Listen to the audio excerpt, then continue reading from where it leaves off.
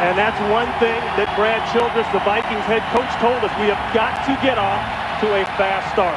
Well, anytime you play here in Seattle, you know the crowd is going to be a major factor.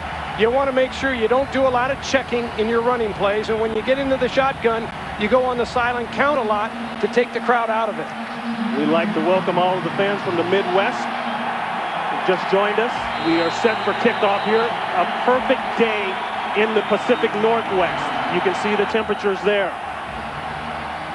Josh Brown, who hit the game winner from 54 yards last week, will get us going. Bethel Johnson is deep, a great kick. Bethel Johnson 2 yards deep. He's got a lane. Johnson, 40, 45. Josh Brown runs him out of bounds at about midfield. 48 yards on the return. One of the things, Ron, that really helps a team take the crowd out of it is making big plays. We talked about that with the Viking coaching staff. They said if they can make some big plays early, it's going to have an effect. Bethel Johnson hits the crease in that coverage. He's got great speed, just activated this week. Coach was mum on Bethel Johnson whether or not he was going to play. I guess he's going to play, Coach. This will be Brad Johnson in the offense. The Seahawks bring blitz. They pick it up, a throw and a completion. Troy Williamson, and Williamson has a nice pickup. He's to the Seahawks 35-yard line. Brad Johnson, 15th year in the league. Mr. Efficient, 10 years with a 60% or better completion percentage. You won't see a lot of deep ones, but you will see a lot of accuracy underneath. This guy's a marvel to me, Ron. He's been playing for so many different teams. He's so skilled, and I think he's got great poise, and he can play in this kind of a stadium. We'll set the rest of the Vikings offense after this. A pickup of 18, they'll go to the ground. Chester Taylor. Taylor had 123 yards rushing last week against Detroit. 14 yards in the pickup. It was 2 weeks ago against Detroit. They say they're going to get back to the ground game. Steve Hutchinson knows the stadium very well. Just brought in free agency from the Seattle Seahawks. They're pretty solid inside, sitting next to Matt Burke, and they've got McKinney on the other side. Taylor, as we said, a big day last week. They're going to get him involved some more today. First and 10, ball just outside the 20. They'll hand it off again. And that's Taylor pounding his way. He's going to be close to another Vikings first down. That was 7. The Seahawks defense up front. Wistrom and Fisher will be fast around the outsides, but Bernard and Darby, along with Marcus Tubbs, have been solid at the D tackles. Lofa Tutupu, the leading tackler, went to the Pro Bowl last year as a rookie. He makes a lot of plays. Boulware and Hamlin both have 2 interceptions. They'll hit you, and they'll go get the football as well. 2nd and 3. And you can hear the noise picking up. Taylor's hitting the backfield. Nothing doing there, says Leroy Hill. Ron, Minnesota's done a nice job here running right at the Seattle defense. The one thing you don't want to do is run to the sides. They have search and flow linebackers. Their linebackers are very active. They can run side to side, but when you run right at them, that's the weakness of the Seattle defense, and Minnesota has come out doing exactly that, running the ball right directly at them. The Vikings are the only team in the NFL to score on the opening possession of every game this season. They're threatening here. This is a 3rd down and 4. Pressure by the Seahawks. Taylor. And Coach, you said search and flow. They searched and they found Leroy Hill again. And that'll bring on 4th down.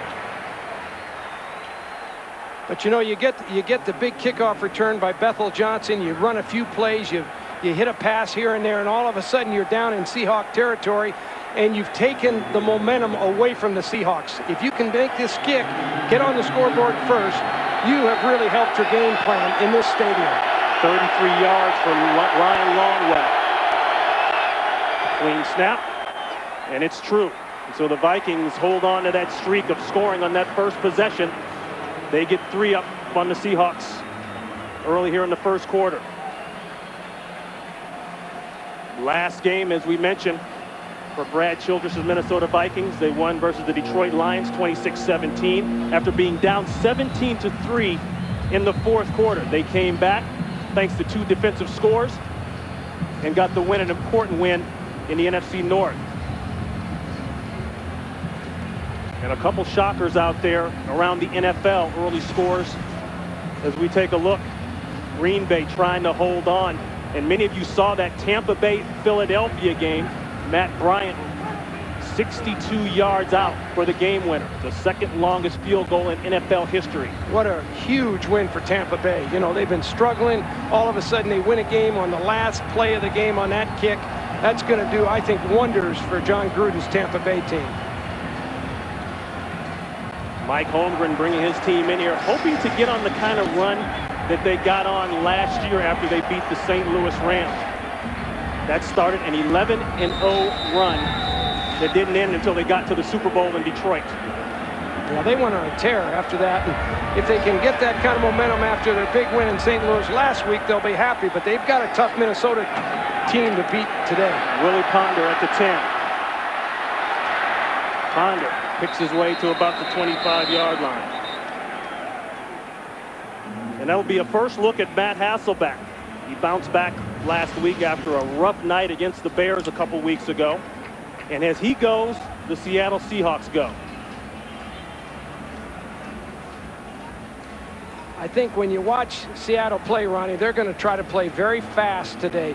They go ahead and script the first 15 offensive plays. They've already decided. They've studied them last night, gone over them with the team. They'll try to play with and set the tempo.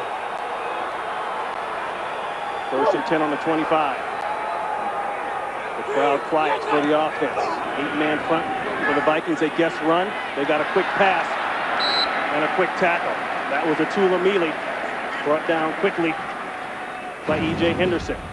The rest of the offense, Chris Spencer, before started left guard, replacing the injured Porkchop Womack, who was replacing the departed Steve Hutchinson, who's on the other side of the field. The backs and receivers, Maurice Morris, will make a third start for Sean Alexander.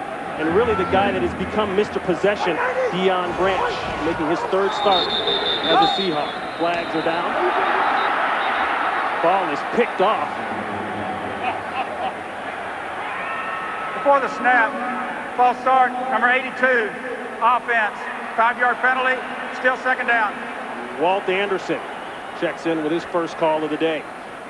The defense for the Minnesota Vikings. You got to know 2 guys right off the bat, Kevin Williams, Pat Williams. If you don't deal with them, you won't be able to run the ball. Pat Williams promises to beat up on Robbie Toback, the center, today. And because of their play, Napoleon Harris leads the team in tackles. The secondary, they could get tested here. Quick inside run, that's Maurice Morris. Ron, Seattle's not a great rushing team right now, particularly with Sean Alexander out of their lineup. But when they do run the ball, they're going to run off the tackle areas and outside. They don't want to run inside, as you said, at the Williams boys. Kevin, Pat Williams inside, they're hard to run. You've got to make them run to the sidelines, tire them out. Third down and 7. Vikings bluffing pressure. Hasselbeck checks it off. 5 seconds on the play clock. He might get caught. He just got it off. Throw inside to Jackson, and Jackson could go. He will go. Touchdown Seahawks.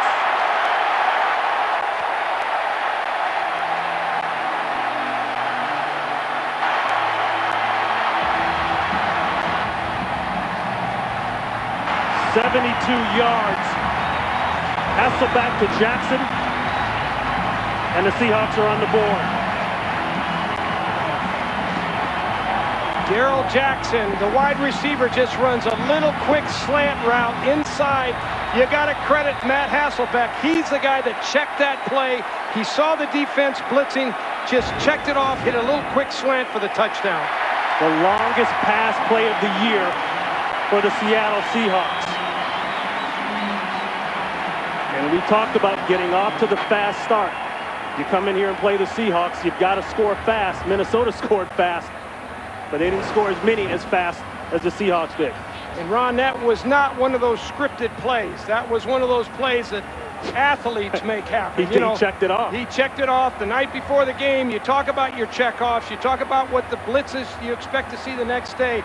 But you leave it in your quarterback hands. And sure enough, Hasselbeck delivered that time for the Seahawks. And we had talked about Roniel Whitaker before the game. He was the man in coverage, first-year man out of Virginia Tech. And that's a heck of a way to start your day.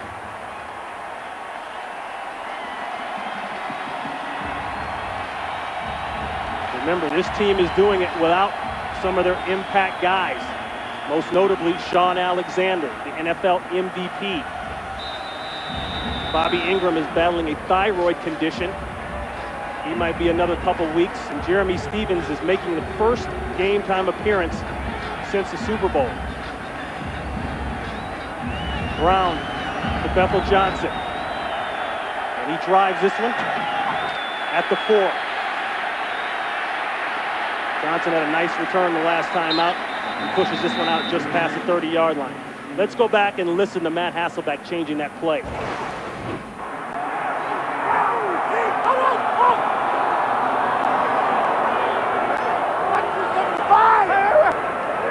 can see this is organized chaos in football, Ronnie. That's what it is.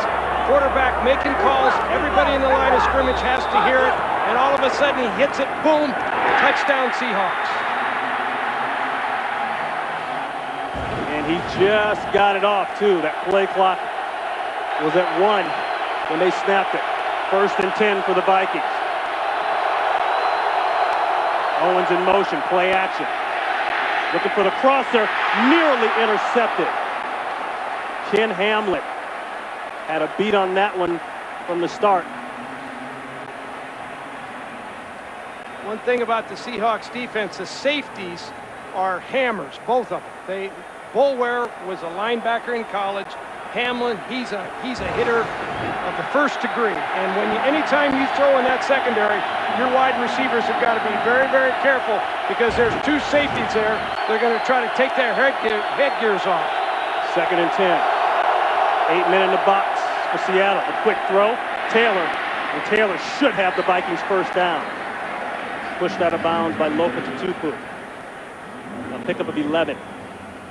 Nice little play action pass by Brad Johnson there, just slipping his back out into the backfield. The more you can counter this Seattle defense, they're so fast, they want to run to the ball, so you run right at them and you try to counter them. That's the way you play against a fast flow defense. New set of chains for the Vikings. 1st and 10. Taylor alone in the backfield. This will be Taylor. Cuts it back and gets a couple. Taylor is about 3 yards short of the 50-yard line. Hamlin on the tackle. A pickup of 4.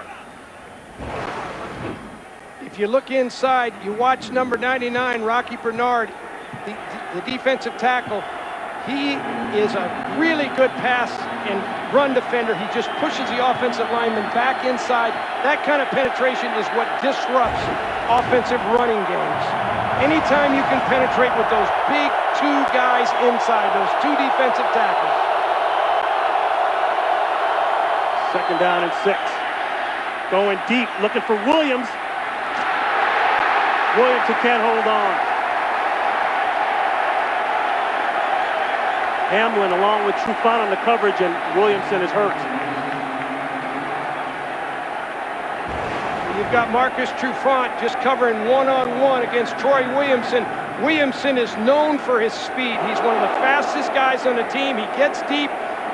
He has not been a great catcher for the Vikings. He has dropped some balls. That would have been a great catch, but he should have made it. Well, you saw Ken Hamlin come over there and apply the wood at the last minute. Trufant was on the coverage. Williamson, the 2nd-year man out of South Carolina, comes into the game leading the team in receiving. Ron, we talked about those 2 safeties, Boulware and Hamlin. They come over, and when they can hit you, they will light you up. They've got good range, and they love to make contact, both of them. Hamlin just getting back into the flow of things. Remember last year he was involved in an off-the-field incident that cost him the rest of the season and a Super Bowl appearance. Michael Boulware, second-round draft pick in 2004 from Florida State. 11 total interceptions in the last 2 years. He can go get the ball. Right now, let's go to Los Angeles for this quick game break and Chris Rose. All right, Ron, only one team left in the AFC that doesn't have a loss. That's the Indianapolis Colts. Today, the Washington Redskins come a-calling into Indy. Peyton Manning finding Dallas Clark. 253rd TD toss of his career. That, of course, one behind Dan Fouts for 11th all-time. Let's send it back to Ron and Terry up in Seattle. Williamson walks off the field under his own power, and that's a good sign. And this is a 3rd down and 6. And this is where your team has to work against false starts.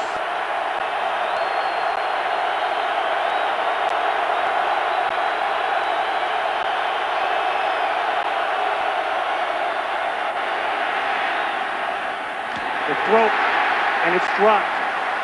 Travis Taylor would have had the 1st down, but he couldn't hold on. Kelly Herndon involved in the coverage, and that'll bring on 4th down for the Vikings.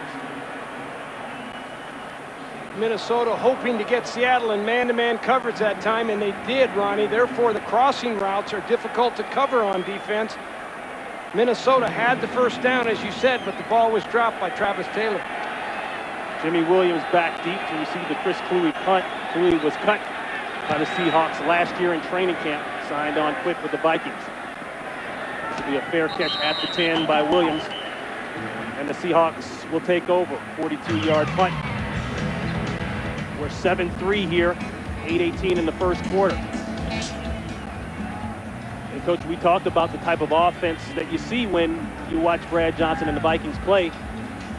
They don't take too many shots deep. They took one there deep to Williamson, but a lot of it is a dink and dunk and efficient offense. Well, and I think you'll see a lot of crossing routes today because they're going to get some man-to-man coverage, and the wideouts are going to have trouble getting off that bump and run coverage. But if you're crossing, it's easier to become open for the quarterback. We'd like to welcome all of you watching the Green Bay-Miami game. Green Bay pulled out the victory, a big win, and a big step for them, and another step backwards for Miami. Plenty of time for Hasselbeck. He just throws this one away, intended for Darrell Jackson.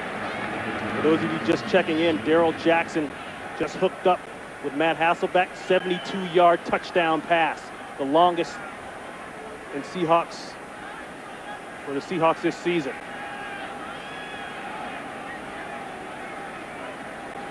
Ron, we mentioned in the opening, Deion Branch is a player that I think has added a dimension to this team. Now they have a deep weapon to go with Darrell Jackson. Darrell Jackson can go deep, but now they've got Deion Branch to go with it. 2nd and 10. They'll go to Morris. And Morris gets out to about the 12-yard line, 2 yards. When you look at the injuries on the Seahawks offense, of course, Sean Alexander broke his foot in the opener against Detroit, played 2 more games, and then had to sit it out. Bobby Ingram with a thyroid condition. He's got about 2 more weeks, maybe more. Womack injured the knee earlier. Jeremy Stevens, he's shooting. He's here today playing, but will be limited. Bobby Ingram still battling that thyroid condition. 3rd and 8. Throw inside, it's caught.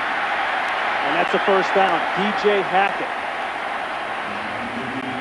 DJ Hackett's a player that's really kind of emerged the last week or 2 for Seattle. You know, with Bobby Ingram being out with the thyroid condition, all of a sudden DJ Hackett's getting a chance to play, and he's starting to show up.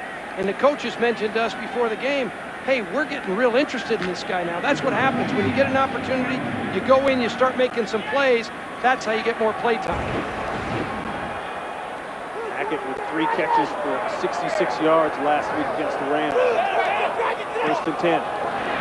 Keep it on the ground. Great tackle in the backfield, and we mentioned his name earlier, Pat Williams.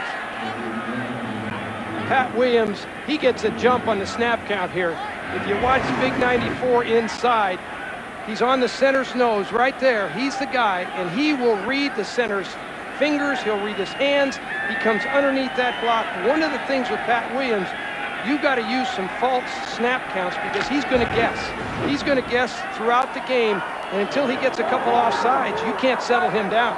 He told us, oh yeah, I'll guess until I'm wrong and I get cussed out by the coaches. I'm going to keep on guessing. 2nd and 13. Looking for the edge. Morris, he's got a couple blocks. A nice straight down the alley and a nice tackle. And Napoleon Harris showing why he's the team's leading tackle. Now, Seattle's going to try to get the ball outside on the flanks and make this Minnesota defense run. And even though this play is not effective, it's great pursuit by Harris, good pursuit by the overall Viking defense. You've got to keep running those, Ron, and start wearing that defense out, particularly those two guys inside, Pat Williams and Kevin Williams. You can't run at them consistently. You're just not going to make enough yardage. It'll be tough to run against the Vikings today. They come in averaging 74 yards a game on the ground. 3rd down and 10. Hasselbeck, a little ad-lib, and he makes the play. 1st down, Seahawks. Darrell Jackson. Matt Hasselbeck, credit him with this play. He's the guy that goes ahead and he avoids the rush. You can watch the wide receiver right there. He's going to run just a little hook route, but Hasselbeck buys time. He gets the time to get that ball off and pick up the 1st down. It's a good, solid route, but it's really quarterback play that made the play work. 13 yards. They'll go at the end around. Deion Branch, and that's an area, Coach, where the Seahawks have struggled. And I asked Mike Holmgren in the meeting the other day, what's going on 1st down? And he really didn't even know the number, what they were on 1st down, and about 4 yards a crack, and that ranks at the bottom of the conference. But he's just more concerned about dialing up the right plays and somehow getting in those manageable 3rd down situations. Well, like he said, you know, when you have 2nd and 9, it's hard to call play, right? Yeah. So you want to make real positive yardage on 1st down, and they used to be 6 yards a carry last year on 1st down when they went to the championship game. 2nd down and 10.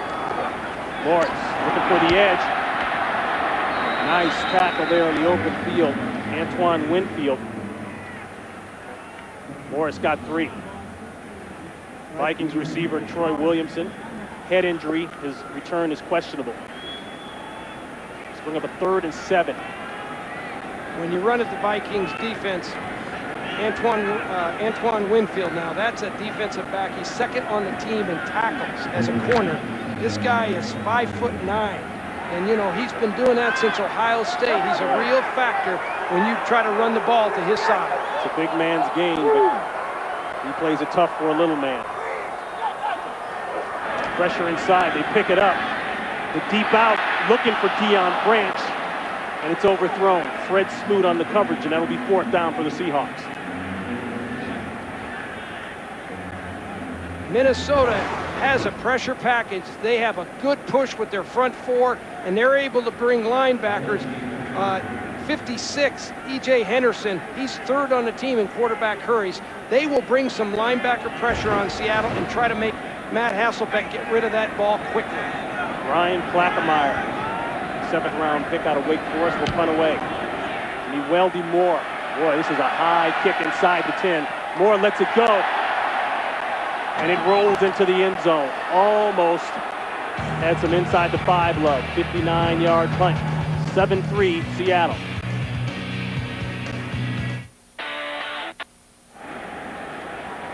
We start the 2nd quarter. Ron Pitts, Terry Donahue, Don Mitchell. 7-3 Seattle.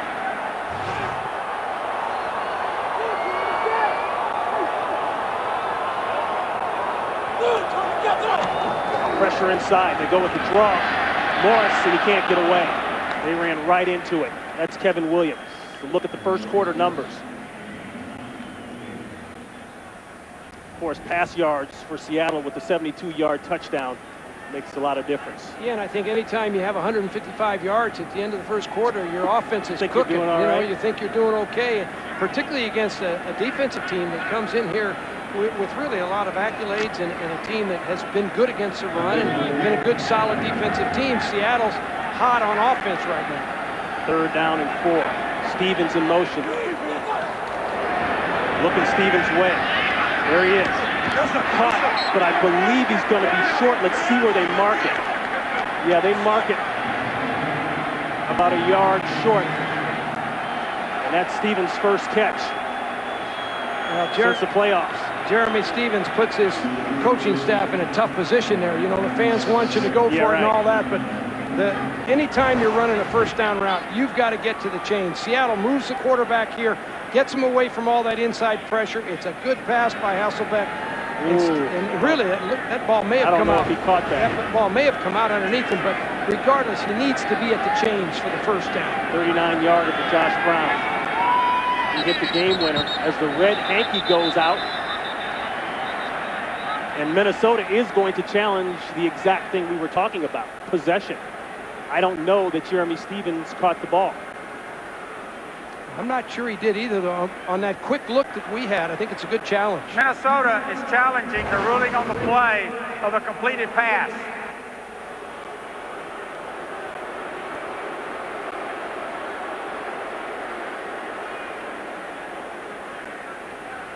The call on the field is a catch, so the evidence has to be enough to overturn it.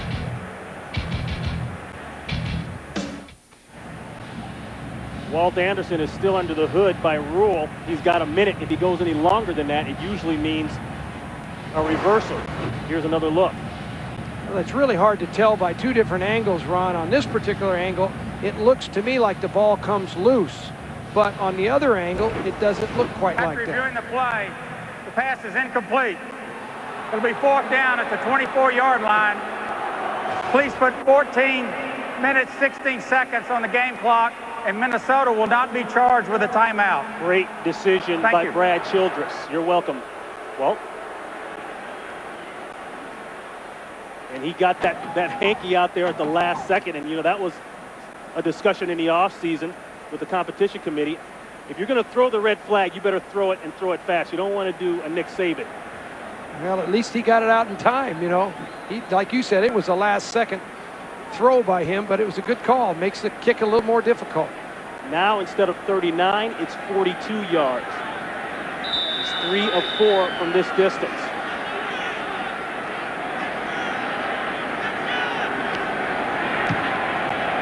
It's lined up straight, and you know he's got the leg, and the Seahawks go up by 7. Josh Brown pounding it through, coming up big for the Seahawks this year. A quick look at the scoring drive there, and talking to the Vikings staff yesterday to a man, they all said we must survive the first wave by the Seattle Seahawks. So far, I think they've done that. Yeah, you know, they're 7 points down, but they had a good opening drive themselves, got 3 points. Seattle plays so fast, Ronnie. It's hard to believe how quick the pace is when they're on offense. This will be Johnson. Johnson with a lane. The lane closes up quickly. Johnson is out to about the 28-yard line. A marker goes down, a late marker.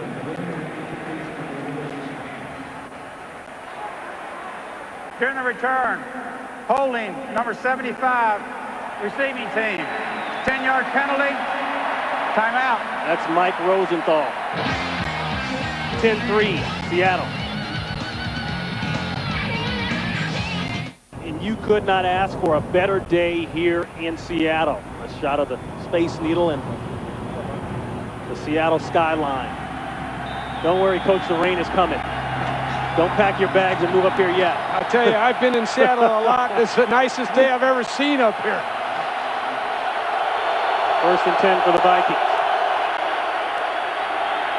Keep it on the ground to Taylor. Taylor's got a couple. The World Series, Game 2. Coming up tonight, the Detroit Tigers and the St. Louis Cardinals. Following football. The Cardinals, as you look at the pictures tonight, Weaver going against Kenny Rogers. I'm picking Detroit in that series. You're going with Detroit? I think they're tough. Well, they need one tonight. The Cardinals jumped on them last night.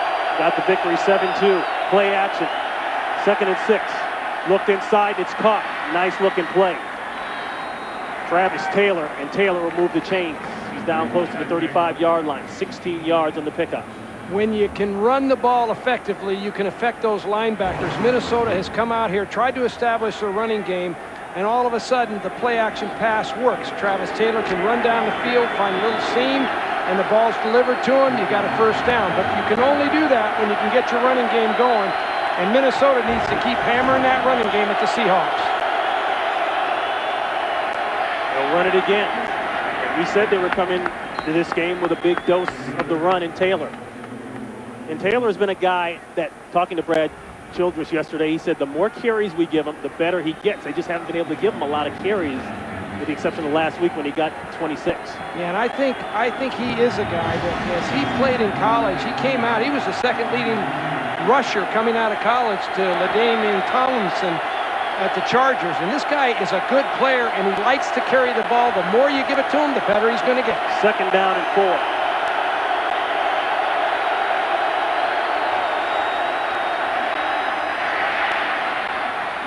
Caught, first down Vikings. Billy McMullen brought in a trade with the Philadelphia Eagles, 4-year man out of Virginia. And Brad Childress knew a lot about him from Philadelphia. Yeah, I think Brad Childress likes to go with players he's worked with. And Makes sense. He knows them, he knows their personalities, he knows their work ethic. And I think the more players he can surround himself that he's been with before, I think it gives him a comfort zone. Childress in his first year as a Vikings head coach, trying to turn the Vikings ship around. Play action. Looking deep. It's covered, nearly intercepted, and a flag goes down. Marcus Trufant on the coverage. And that one could go against Seattle. I think it's going to go against... Let's see. I think it's... Yeah, it goes against Seattle. Yeah, I tell you what, I think that really the Vikings, to me, pushed off. When you watch this play, Marcus Trufant on man-to-man coverage, it's a play-action pass. He's got it covered all the way, and watch the left arm of the receiver. He's shoving. The defensive guy, to me, Ronnie, has as much right to that ball as the offensive guy. There is a rule that you cannot cut off the receiver, but... There are fouls by both teams. Pass interference number 23, defense. Holding number 79, offense. Those penalties all set. You said it. We'll replay first down. So the Seahawks dodge a bullet on that one. And Mike Holmgren was very vocal. He was out to the numbers. Yeah, I can see where Mike has a gripe there. I know you can't cut the receiver off, but you do have a right when the ball's in the air to play the ball. You know, and it's grass out there. You just run to grass when you're playing defense. You've done it, right? You're just trying to run to grass and get the ball. Number 79, Artis Hicks, the left guard, is grabbing Rocky Bernard there on the pass rush. It's a good call. He clearly was holding. First and 10. The boot. The throw, and it's caught to Kleinsasser. Kleinsasser spent last year on the injured reserve list with a knee injury. He gets 3. And Coach, we mentioned earlier talking about Steve Hutchinson, the left guard brought in from Seattle. He was a free agent. Minnesota made him an offer, put what they call the poison pill inside the contract. And what it did was make it hard for the Seattle Seahawks to match it. And it really would have messed up their cap number alongside Walter Jones. As a result, he's a Minnesota Viking, and the Seattle Seahawks were not happy about it. There's a throw outside to Marcus Robinson. He loses the ball, but they rule him down. Well, I think the real issue about Steve Hutchinson coming over to the Vikings, if Seattle had franchised him, he couldn't have gone, right? And Seattle elected not to franchise him. And as a result, as you said, they put a poison pill in the contract, and there he is. He goes over to Minnesota. And Seattle, I think, is still upset about it. It had ramifications throughout the whole league. It really did. The Vikings converting just 33% on 3rd and 2 or less. 3rd and 1. They're going to convert this one and some. And that's one reason you go out and you get a guy like Steve Hutchinson. And the flip side of that whole deal, once an arbitrator ruled that the Minnesota Vikings didn't do anything wrong, the Seahawks went out and made a similar plea to Nate Burleson and got him. Well, and when you have a back like Chester Taylor running behind a guy like Steve Hutchinson, you feel good as a football coach, right? You want to call that play and hammer away. You've got a big left guard, you've got a big left tackle, you've got real size and bulk on that side of the line of scrimmage. 1st and 10. Taylor getting a full dose. Pressure. He gets away from a couple. Then finally, Wistrom along with Fisher bring him down. Darby had the initial contact but couldn't hold on. Steve Hutchinson, the left guard, is going to try to block down here. And one of the things you have to give credit to Minnesota. They are keeping the ball away from Seattle. That's where this is effective. Even though it's a couple yards here, a couple yards there, the biggest thing is you're keeping that Seattle offense over there on the sideline. That helps your football team. A pickup of 1, 2nd and 9. Play action to Moore. Pressure, sack, fumble. Ball is still loose. And I believe the Vikings recover.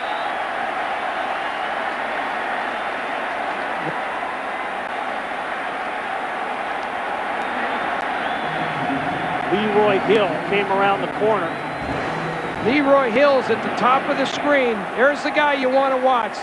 Seattle's going to try to bring as much pressure in this area of the field as they can. He goes unblocked. Brad Johnson doesn't have a chance. He's looking off. He's looking the other way. That ball comes loose.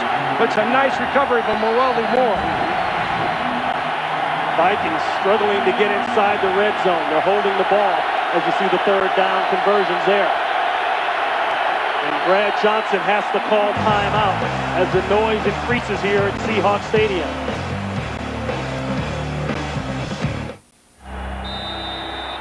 Well, score-wise, Minnesota's okay for that initial onslaught they wanted to survive, but as far as ball control,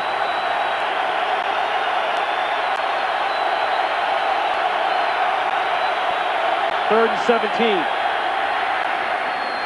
Robinson wide open. This should be a touchdown for the Vikings, and it is. 40 yards, touchdown strike. Johnson to Marcus Robinson. That's his 3rd of the year. The Vikings just go deep with this ball. Marcus Robinson, he's the guy on the outside. He's just going to run right down the field, and the corner thinks he passes him off to the safety, Bulware, and sure enough, the corner let him go, and he's wide open down the middle of that defense. And he talked about getting Marcus Robinson involved in a big play fashion. They almost did it in the Buffalo game. Caught a big touchdown, almost went late to win the game. And he gets one here. And the Vikings are back in this thing. It's tied up.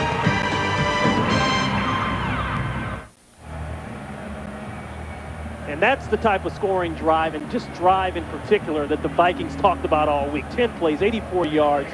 Use some time on the clock, keep Seattle off the field, and you tie the game up. And as you said, Ron, you know, when you do that, you also take the crowd out of it. This place all of a sudden has gone from a huge, you know, you couldn't hear yourself think. Now all of a sudden it's gone to a quiet den. It's really interesting. And they regained control of the time of possession. Minnesota at 13:02 and Seattle at 9 minutes. Well, on the touchdown, you can watch the wide receiver right here. He's going to run down the field. He's going to fake to go to the post, and then he's going to go up. And watch this safety man right there. The safety will bite on the post. He'll run down the field. He'll start to go to the post. The safety plays the post pattern. All of a sudden, he takes it up deep for the touchdown and splits the zone defense there. Marcus Robinson was held out early in the season, battling injuries, wasn't quite ready. Well, he looks ready now. Willie Ponder will take it inside the 10. Stops his feet, that's usually a very bad sign. Just gets it out past the 25-yard line. The Minnesota Vikings even it up here in the second quarter. On Fox. Ron, if you're Seattle right now, the momentum has gotten away from you a little bit, and Minnesota has done a good job staying in this game early. We've got, you know, we're in the second quarter, midway through the second quarter, and they're in a 10-10 game. This is exactly what Minnesota's wanted to do. Check it off, thinking blitz is coming. Protection first.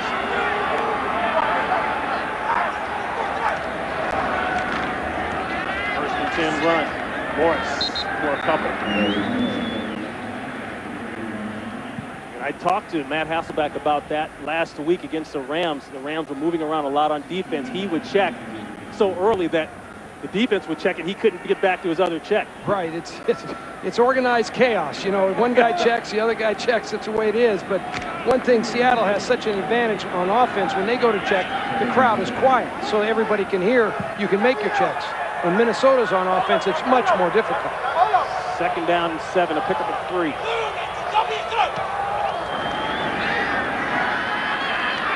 The outlet throw, and it's dropped by Morris.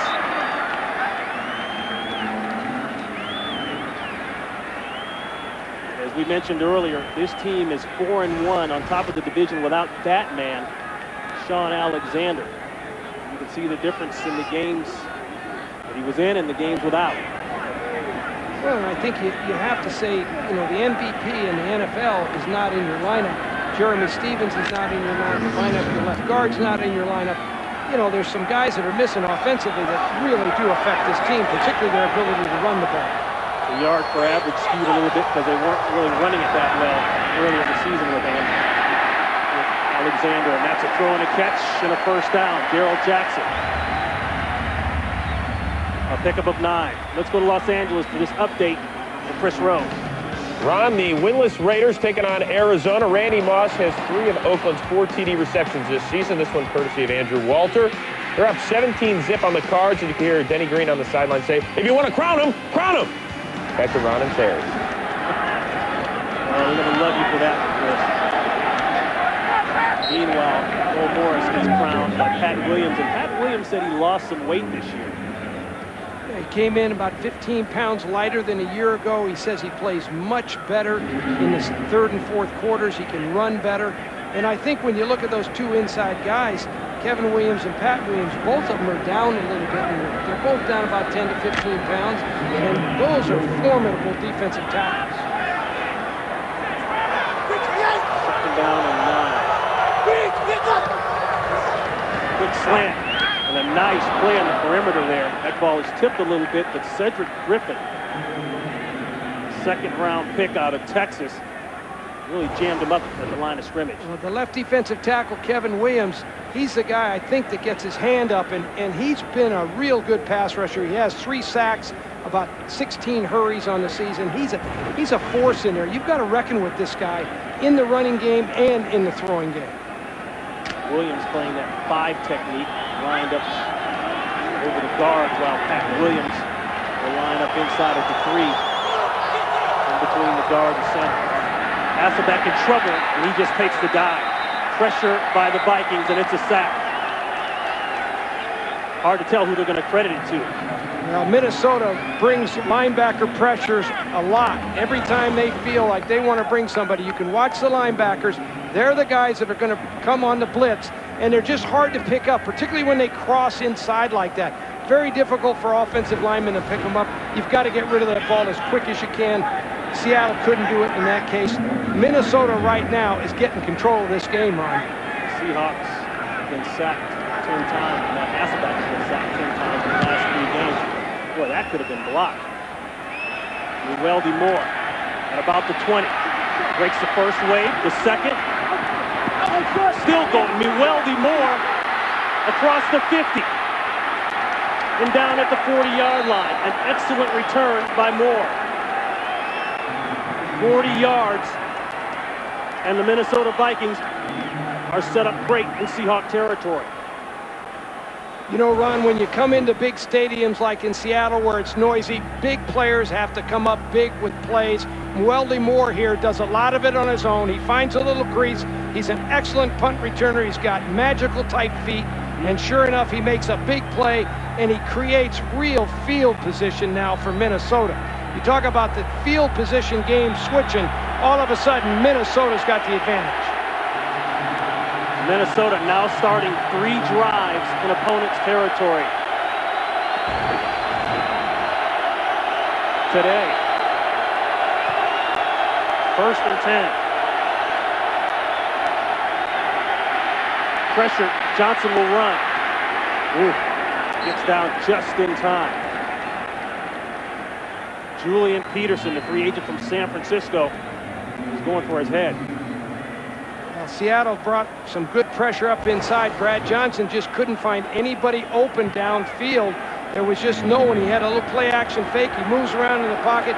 But look here, he gets down just in the nick of time. As you said, Julian Peterson was after him. 2nd and 6.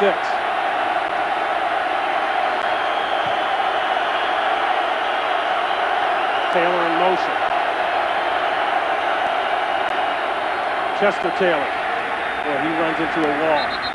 Maybe he got to the 35-yard line. One thing you like about Chester Taylor, if you're coaching, Ron, is he does hit it 100 miles an hour, and he hits it downhill. You know, you don't see a lot of movement with him. He will just get one break, and then he will slant downhill and hit it full speed with his pads nice and low. You like that as a football coach when you're trying to get a running game going. 3rd down and 4.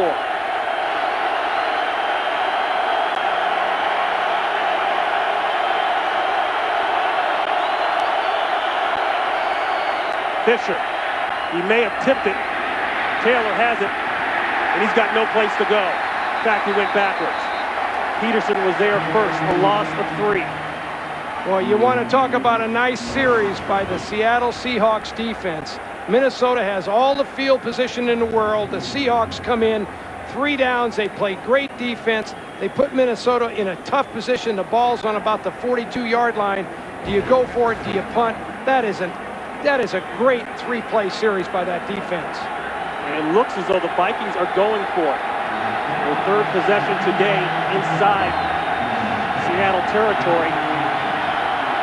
And on this 4th and 7, Johnson's going to actually call timeout. You know, you're in a tough position.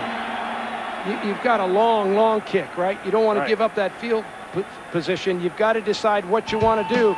The Vikings want to think it over before they make that decision.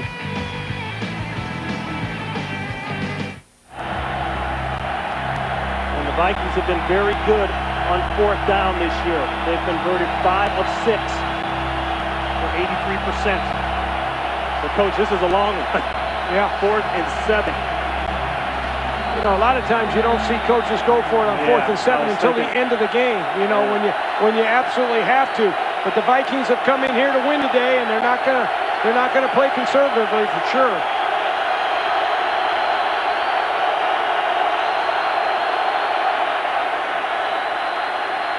McMullen, and it's high.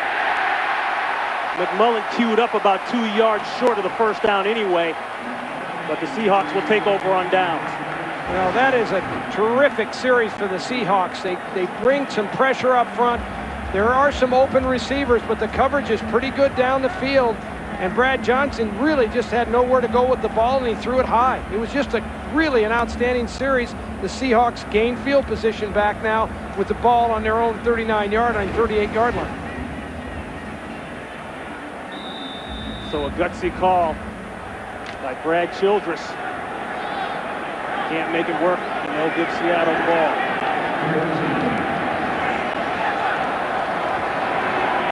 Play action, pressure, throws this one up. Intended for DJ Hackett, and it's incomplete.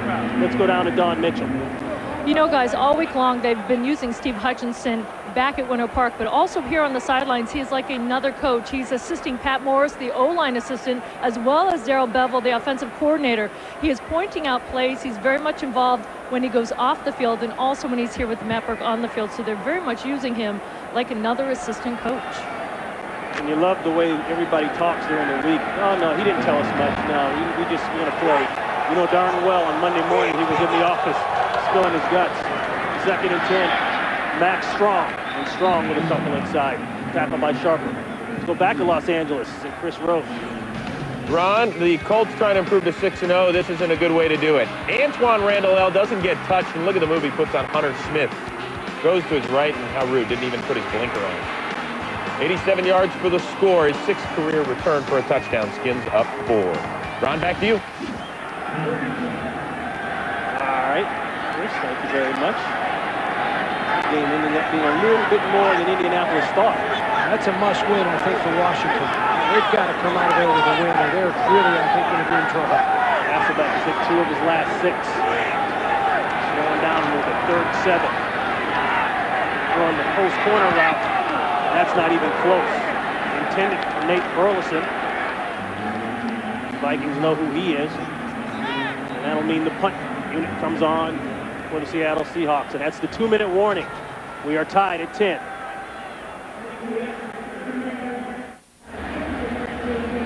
The Visa halftime report is coming your way. Kurt, Jerry, Howie, and Jimmy will have all the scores and highlights. Plus the Fox Sports ticker will get you caught up to up to the second stats. That's the Visa halftime report coming your way, and they've got a lot to talk about. I bet they start off with that Philly-Tampa Bay game. Field goal at the end by Matt Bryant. And Weldon Moore is back deep. You see the Klackemeyer punt. Moore looked like he called for a fair catch, but I guess he didn't. And he works it back up to the 30-yard line. Maybe he was waving to get somebody out of the way.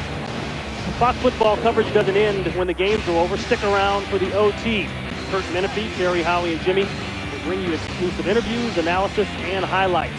And reveal the new BCS standings. It's the OT tonight after the late games right here on Fox. There's going to be some action with those BCS standings now, Ron. Yeah. Notre Dame squeaking out a game against those UCLA Bruins, and Clemson really taking it to Georgia Tech. We're still trying to get over that one yesterday. 1st and 10, 1:50 to play here in the first half. One timeout for Minnesota. They'll go to the ground. That's Taylor. And as we said earlier, the Vikings wanted to make sure they didn't fall into the same trap that everyone else falls into when they come out here, and that's get behind early.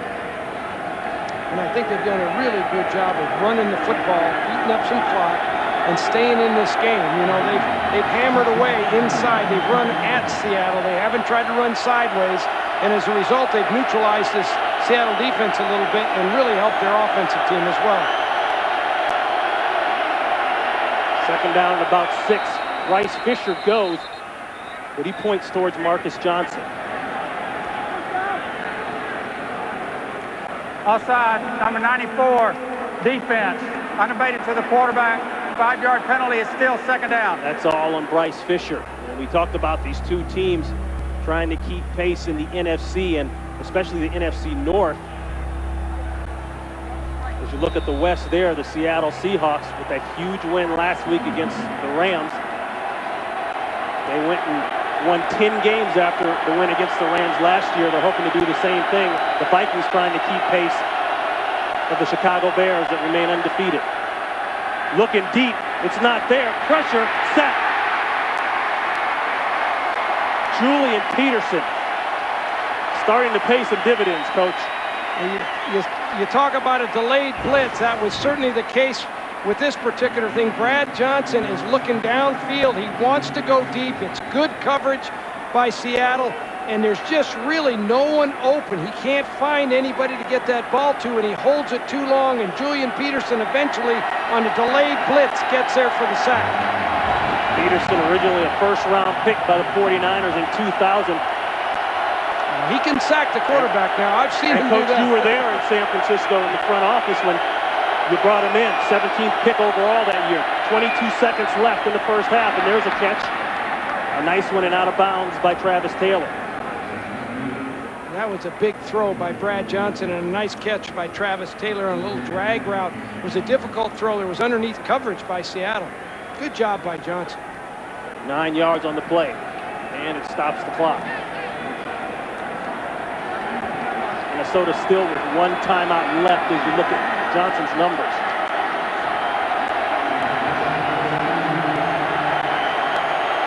The Seahawks have already given up a big pass play for a touchdown to Marcus Robinson.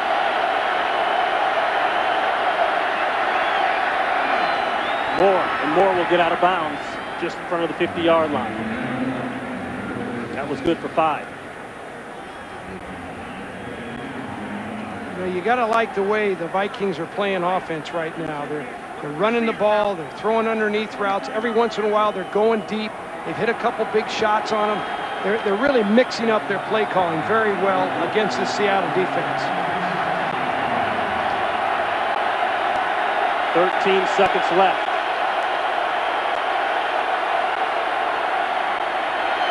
for a vertical. And there's the vertical. That's way overthrown. Intended for Robinson, their big play guy. And it's out of reach. Trufant on the coverage. You know, Ron, with 6 seconds left, you have a chance maybe to hit a ball and get it out of bounds and get your kicker onto the field and go ahead and kick. But you really need some yardage here. So you almost have a throwaway play. You just go ahead and take a shot at it, see if you get it, and get your field goal team on if you can.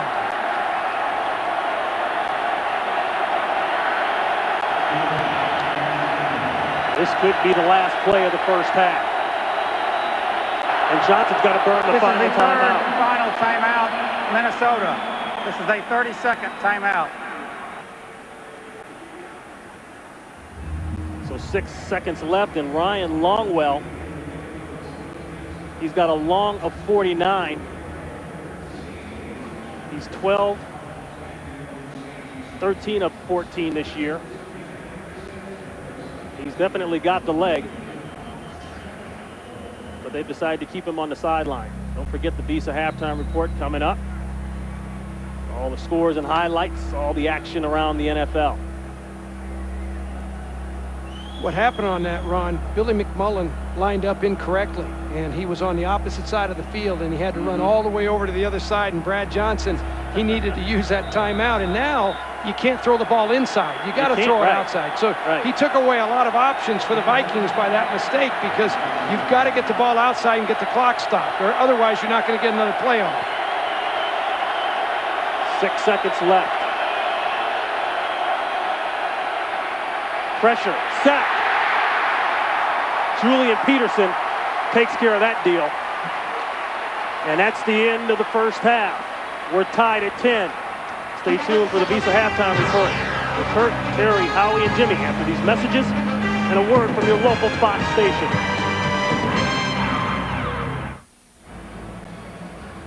And we are ready to start the third quarter here in Seattle. We are tied up at 10 and got a pretty good game going on. Ron Pitts, Terry Donahue, Don Mitchell down the sideline. And, Coach, this is exactly what the Minnesota Vikings said they had to do. Well, I think if you're Minnesota, you're happy with the way the game is right now. You're in a 10-10 tie. You've taken Seattle's best shot. You really have. Right. And now you can go in at halftime and say, hey, guys, we're playing well. We've hit a couple deep passes on them. We've moved the ball. We've kept the ball away from Seattle. Minnesota's held it about 17 minutes. Seattle's only had it about 12. That's the game plan if you're Minnesota. Yeah, and Seattle had that big play right there in the first quarter, but they said they had to survive that, and they did, and this is that big play. Darrell Jackson caught it, ran with it, beat Ronniel Whitaker for 72 yards and a touchdown. But the key, Minnesota answered back. Marcus Robinson in the second quarter, 40-yard touchdown pass. And he's been their big play guy, and he's exactly the guy that Brad Johnson said we have to get involved early. So we are ready to get it going here in the second half. Ryan Longwell will kick it off.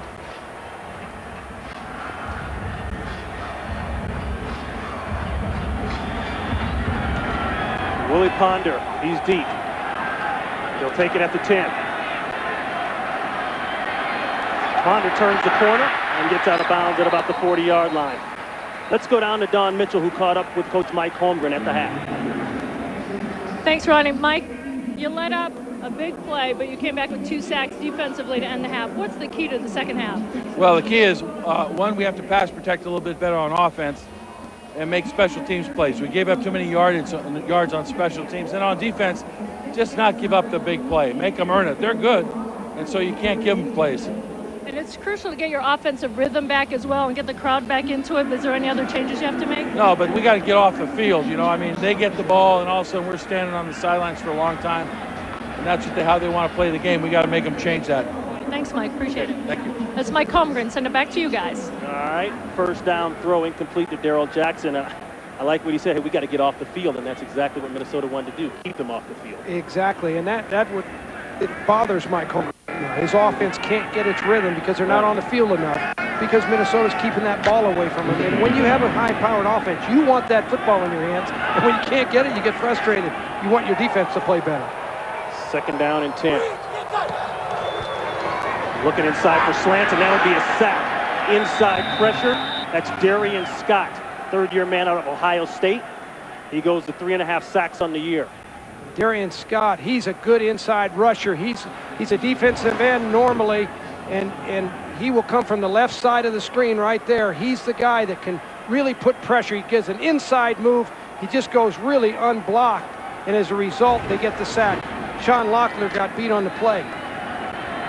Scott, part of an impressive Vikings rookie class that had 6 of the 8 draftees starting during that 2004 season. 3rd and 15, looking deep again, checks it down, off a helmet, and incomplete. Intended for Josh Perry, the backup fullback. Napoleon Harris on the coverage, and Matt Hasselbeck is hurt. Matt Hasselbeck has had pressure all day long, although he's only been sacked twice today. He kind of gets rolled into late like that. He's just standing there, and E.J. Henderson rolls into him, really not intentionally, I don't think. They can ill afford to lose Matt Hasselbeck from this football team. A beautiful day on the water here in Seattle, but anything but beautiful right now in Seahawks Stadium, and that could have been the hit heard around the world because their trigger man, Mr. Everything, for Mike Holmgren's offense, is on the bench injured. We'll try to get an update on that as soon as we can. Neweldy Moore back deep. Takes it at the 20. Works his way inside, loses his lid, goes down at the 30-yard line. And let's go back to that injury. Looked like a late roll-up. Well, when you watch E.J. Henderson, he's a linebacker. He's going to come on a delayed blitz here, and he gets blocked initially. He gets picked up by the running back, and he's really maintained at the line of scrimmage, and he just kind of rolls into the quarterback. I don't think it was intentional at all. And the referee is right there. Certainly, they didn't call it. But boy, what a tragedy for Seattle if Matt Hasselbeck goes out with a serious knee injury. And that brings back shades of Carson Palmer last year when he was rolled up on in the playoff game. 2 points of emphasis as a result of that hit. Taylor. And that would mean when Seattle comes back on the field, most likely, unless he can get up and start moving around, I don't think he can after the way he walked off, you're going to see Seneca Wallace, who's been kind of the Mr. Everything guy who they put in different positions. They've elevated him to the backup quarterback in recent years, but guess what? Party time's over. He's going to have to play. Well, you know, I think of the officials, if they thought it was even close in terms of the penalty, I don't think it was. It looked they late, would have but called it. you never know how the interpretation is going to go down later on. 2nd and 8, the end around to Bethel Johnson. And Johnson getting close to the first down, but ran into Hamlin and Peterson. Awfully nice flow by that Seattle defense. They can really run. Anytime you run reverses and things like that on them, you have to run it to slow them down, but they can really react quickly. You see Wallace there, most likely begin warming up. Hasselbeck has been the saving grace when they lost Jeremy Stevens, lost Sean Alexander, lost Bobby Ingram. They still had one guy, like we talked about in the open, to depend on, and that was the quarterback. 3rd and 4, blitz. They pick it up. Chester Taylor's got the first down and then some. Boy, an impressive day so far for Taylor. Really a nice job by Brad Johnson. He really took that pressure on the blitz.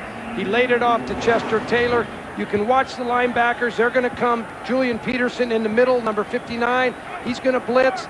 And all of a sudden, a late safety blitz, but Brad Johnson just hangs in there and dumps that ball off for the first down. Well done by the Vikings offense. Taylor coming in and free agency with the Baltimore Ravens. Had that outstanding year back in 2004. They're looking for another one here. Down the middle of the field, and it's caught. Marcus Robinson, the big play man, and he's down to the Seahawk 25-yard line. And the Vikings turn up the heat, 37 big ones. When you can run the ball like the Vikings have been able to run a little bit on Seattle today, hold them with some play action, you go ahead, fake the run, get the linebackers to step up, and then there's zones, there's holes in those zones that you can find with those wideouts. That's exactly what Minnesota did. This is the way they moved the ball in the first drive of the game. They came out on fire. Good numbers on the day for Johnson, but then again, that's his MO. Taylor banging down close to the 20-yard line. Boulware along with Trufant on the tackle. Let's go back and look at the first half numbers. Ron, you know, all stats are important, but this to me is a stat that you have to look at. That's the one that keeps the Seattle offense off the field. We'll look at the fantasy numbers. Brad Johnson, very efficient. Chester Taylor, the numbers aren't big, but he's converted some good yardage for the team and moved the ball down the field. And the latest in fantasy stats, log on to foxsports.com. 2nd down and 6. One back in the backfield. That's Taylor.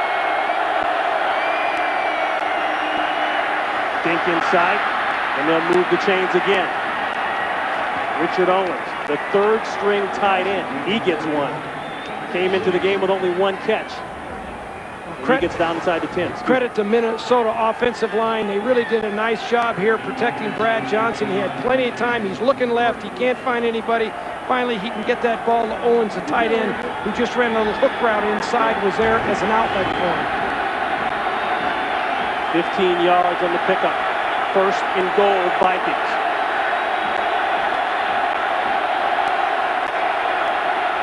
Draw to Taylor. He's got a little room. A marker goes down as Taylor goes down inside the 5-yard line. Tutu brought him down. Ronnie, I think it's going Holding, number 72, offense. 10-yard penalty. It's still 1st down. That's Marcus Johnson, the right tackle. That's a good call. If you watch the right tackle right here, he's the guy that's going to get beat. He doesn't want to give up a sack, but he clearly is beaten. He gets out of control. He grabs him, takes him down to the ground. The Vikings averaging 8.6 penalties per game. That's the most in the NFL. And in the red zone, the Seattle Seahawks are pretty darn good. 72% at stopping the touchdown. Penalty resets the 1st down. Checks it down to Taylor. And he may have gotten a couple. Herndon on the tackle. Well, you need to see how this all plays out, Ron, but that could have been a huge holding call. I mean, they're down there, clearly have the momentum. Looks like they're going to punch that ball into the end zone, and all of a sudden they get that holding call. They're back in the field goal range. It makes it tougher. It's only 2nd down, but still, it's tough to get it in from here. And a veteran like Brad Johnson, he can smell blood in the water. He knows that Hasselbeck walked off the field. He knows this may be the chance, the time to move his team. They fake the fade, go back inside, and it's knocked away. Wistrom is there along with Tutupu, and Tutupu is slow to get up. Intended for Mewelde Moore. Brad Johnson wanted to go deep on a little post pattern here. He was hoping to get the tight end deep there. He couldn't get him, so he came down to his checkoff. He's one of those guys, Coach, that sees the entire field and has for some time. He can go from right to left, back to right, you know, and then dump it off. In the midst of extreme pressure. 3rd and goal. Moore. The play action pass, running back pass, and it's caught. Wiggins, touchdown Vikings. What a call by Brad Childress.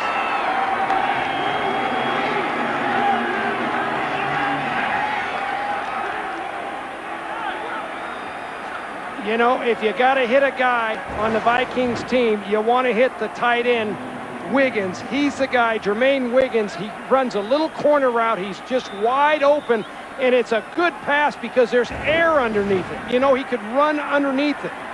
Really a well-executed play by the Vikings. It's a good pass because it worked out, and the Seahawks didn't see it coming. Longwell adds another one through, and the Vikings have fought back and take the lead here in Seattle.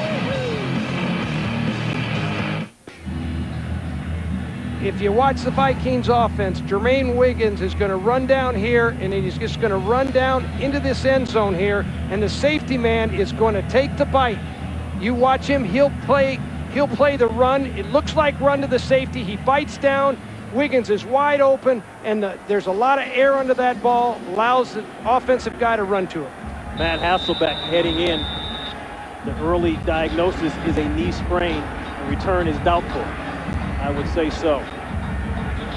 As I said earlier, that means Fresh look at Seneca Wallace, the backup quarterback. Willie Ponder. Ponder goes down at the 20. Maybe not officially down yet, but he is now. 17-10 in the first game action this year for Seneca Wallace. Coming up.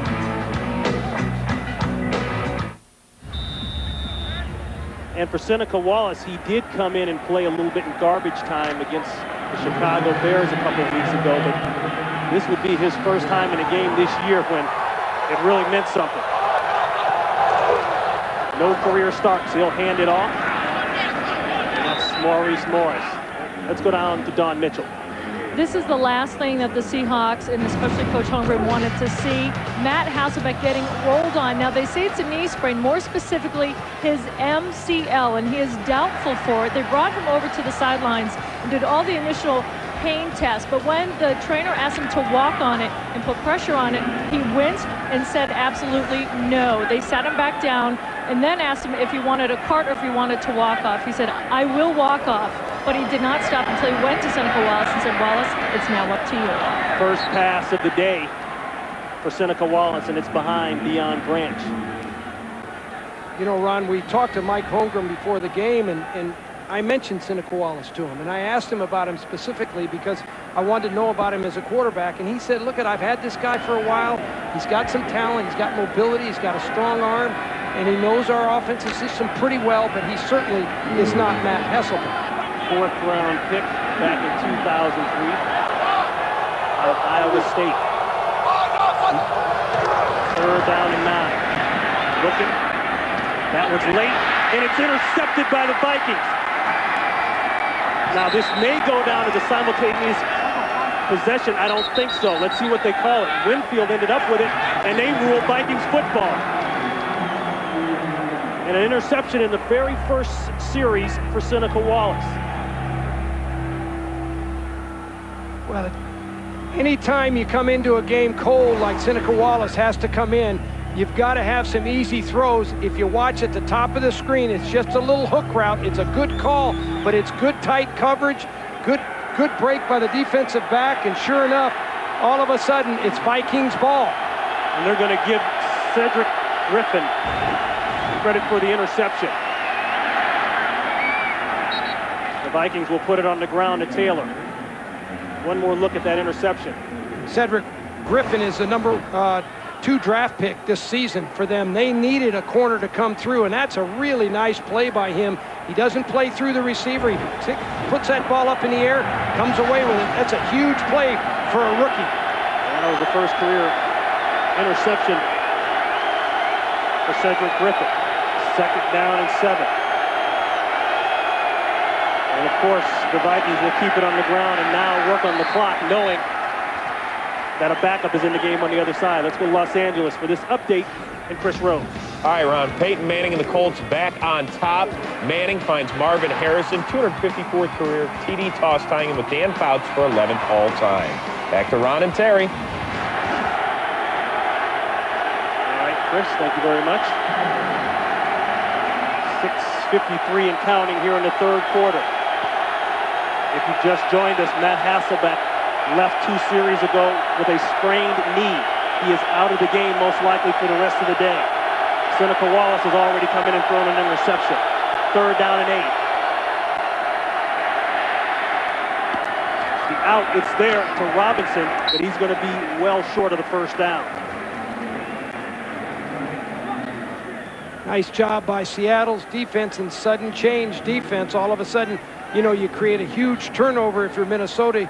You want to go in there and be able to score and knock them out right now.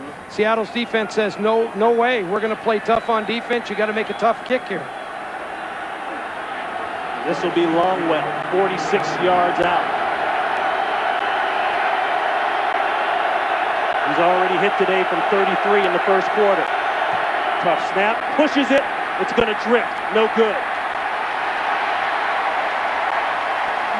Ron, what a stop for the Seattle Seahawks defense. That's the way you want to play defense if you're going to win this game.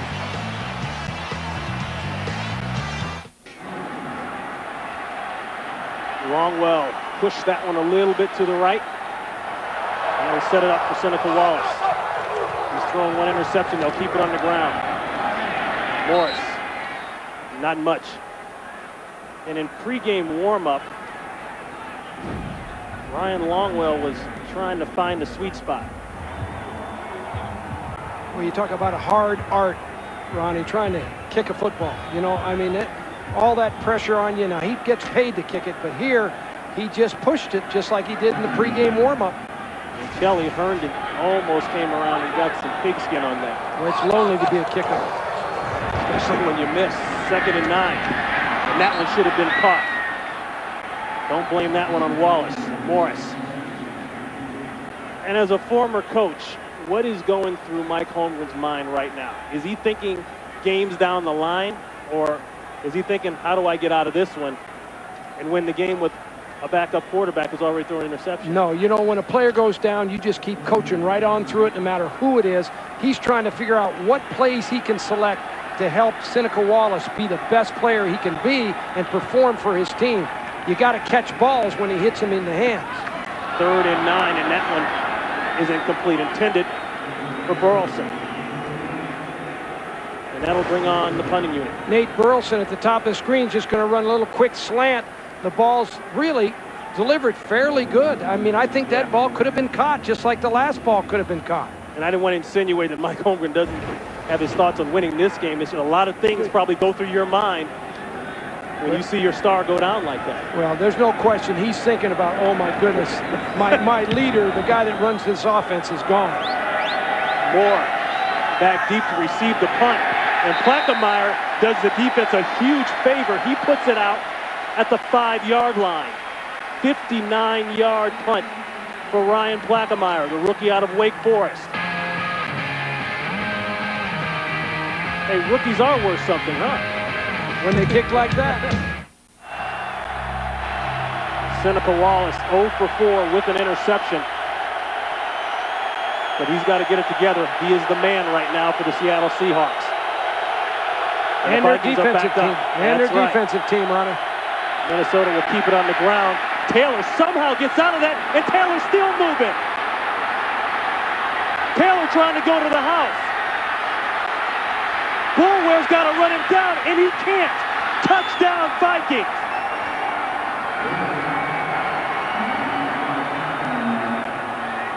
The longest run of the year for Taylor, and I got to believe the longest of the year period for the Vikings.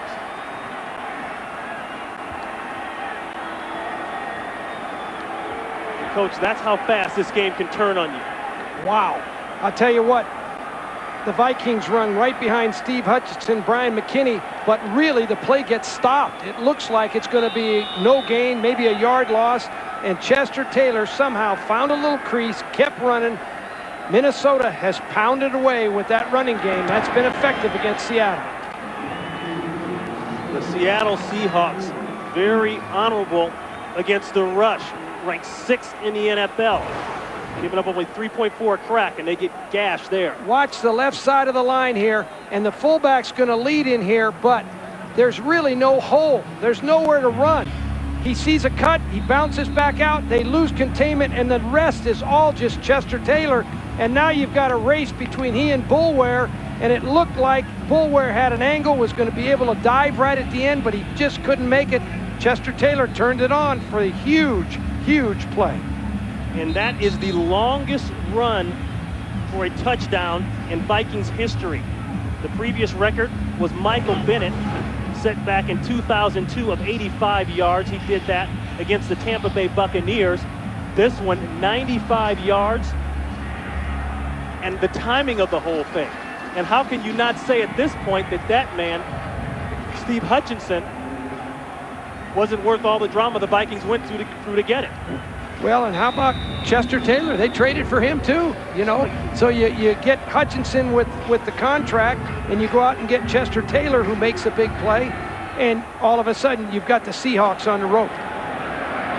This kick goes into the end zone. It'll be a touchback for Seattle. Here's another look at the touchdown. Well, and so much of this is an individual effort, a back trying to find space, trying to find creases, and that's what this guy can do. He's got good feet, he's powerful, and he's got more speed than you may think when you watch him play. He can make a long run. He did it in college. He's doing it in pro football. And also, I've just been told that is the longest play for a touchdown in Vikings history. People are going to talk about Chester Taylor and Steve Hutchinson and Bryant McKinney, the left side of that line. Play action, 1st and 10. Throw and a catch. There's a big play, Deion Branch. And Branch moves close to midfield. They'll spot it at about the 43-yard line. We really haven't talked much about Deion Branch today. He hasn't done much. You know, I came into the game thinking he was going to be a real factor. Seahawks are going fast here with their huddle and calling their plays. They go with the boot. Remember, Wallace can run. That one tipped. Darian Scott did the honors. Well, 2 weeks from tonight, the Simpsons return with an all-new Treehouse of Horror. They say it's the scariest yet, Coach. It all starts 2 weeks from tonight, 8, 7 Central, right here on Fox. My kids love that show. I don't think they're old enough to watch it, but whenever I promote it, they say, "You promoted it, Dad, so we can watch it." That's right. So they got me again. 4:15 here in the 3rd quarter, 24-10. Vikings in control. Pressure, Scott. He's chasing down Wallace. Throw inside and it's caught. Darrell Jackson. And Jackson is down to the Vikings 40-yard line. Ronnie, let me tell you what happened on that play. Minnesota brought an unblocked defender. Seneca Wallace had to handle him all by himself, which he did with his legs. He's a very active, mobile quarterback. You can see he just outruns the defense, and this guy has a much stronger arm than you think. You know, he's only about 6 feet tall, and you don't think he has a rocket arm, but he does, and he is plenty athletic. 18 yards on the pass play. They'll go back to the I formation. They'll pass it again. Wallace getting his groove. That one to Max Strong. And Max Strong has a nice pickup. You know, I think obviously, like everybody else, the loss of Matt Hasselbeck is a huge one. But you got to keep playing. And Seneca Wallace puts another dimension in the game. His mobility. All of a sudden, you'll see Mike Holmgren starting to move his quarterback more, bootleg a little bit more, because this guy's a threat and he can scramble. Fumble, he gets back on it. You know, in Mike Holmgren's West Coast style of offense, they expect that backup quarterback to come in and run the exact same offense that the starter ran. And this is a problem when your backup quarterback comes in. He hasn't been working with the starting center, Robbie Tobeck, much. And he hasn't been taking many snaps. No. He has to play just on what he's learned in the classroom and what he's observed on the practice field. He just doesn't get many reps, and he doesn't get many reps at the center quarterback exchange. 3rd down and 6. Pressure. Steps up, delivers, another strike, another Seattle 1st down. Darrell Jackson again. Darrell Jackson's at the top of the screen. He finds a little hole in the zone. He just runs a hook route. But again, you can watch him up here. There's the guy that's going to run down the field, just run a little hook route inside. But watch the ball delivered. It's right on the target, and it's got speed on it. It's got heat, and that's what you want out of your quarterback, some heat on that ball to penetrate that defense. And look at that, Darrell Jackson quietly getting it done. Winding down here in the 3rd quarter. Wallace calls timeout. Wallace starting to get going here for the Seahawks. For football. Don't forget the world premiere of Eminem and 50 Cent, their new song, You Don't Know. I think I know, Coach. Do you know? I'm not sure I know, but I'll tell you this. What I do know is that was 1st and 10. And Seattle very well may be in 4-down territory. Right. Because you're 14 points down. You've got a few seconds left, minute and 20 seconds left in the 3rd quarter. you may not want to have a field goal right here. You may be willing to go for it to try it. Yeah, and get 6 and get some momentum and get back into the game. Morris motions out. They're bringing pressure inside. They pick it up. The throw and the catch. Again to Darrell Jackson. At some point, we're going to want to think of putting a double on Darrell Jackson. And that's good enough for a Seattle first down. Darrell Jackson lines up in the slot and just runs a little out route. And Seneca Wallace handles it very well. He's just going to run out and then get out in here. It's just a good ball exchange. And Seneca Wallace, you've got to be careful when you're blitzing him, Ronnie, because you're playing man-to-man in the secondary. This guy can pull the ball down and really hurt your defense if you don't keep him in a box. They used him to throw a halfback pass in the playoff game last year. Pump and go. It's not there. Sack. Kevin Williams. You talked about Kevin Williams' motor, and he finally got there. Now, Seneca Wallace, he wanted to go downfield. He'll arm fake, and he'll try to hit the ball down the field. Right there, he arm fakes. He can't get, he needs to take off right there. He's just a little bit late taking off on his scramble right there. He'll get used to that as the game unfolds for him. And that is the end of the third quarter. The score, the Vikings 24, the Seahawks 10. Fox NFL Sunday continues after these messages and a word from your local Fox station. You're watching Fox NFL Sunday. We start the fourth quarter here in Seattle, and Coach, upset in the making? I think so, Ron. I expected that Minnesota would really have a hard time with the Seattle offense, with the crowd, all that sort of thing. But they've done a really good job. But I don't think this game is over. I think this quarterback, Seneca Wallace, he can play, and I think he can do some things. And Mike Holmgren is never out of a game. I've watched him coach a long time. Seattle's not done yet. They're not done. Second down is hit. Morris, he's got some room. And he's inside the 10-yard line. And look at the third quarter numbers. And I think when you look at the time of possession, Seattle's got to be a little bit happier, certainly better than halftime. You know, neither team. But when you look at the rush yardage, 107 yards for Minnesota and 6 for Seattle, that's where the real discrepancy comes in. Seattle has had a hard time running the ball all season long. We all know that. Once Sean Alexander went out, and the loss of Steve Hutchinson was a huge loss for that offensive line. Third down and 4. In and out of the hands of Darrell Jackson. May have been a little high, but they say if you touch it, you got to catch it.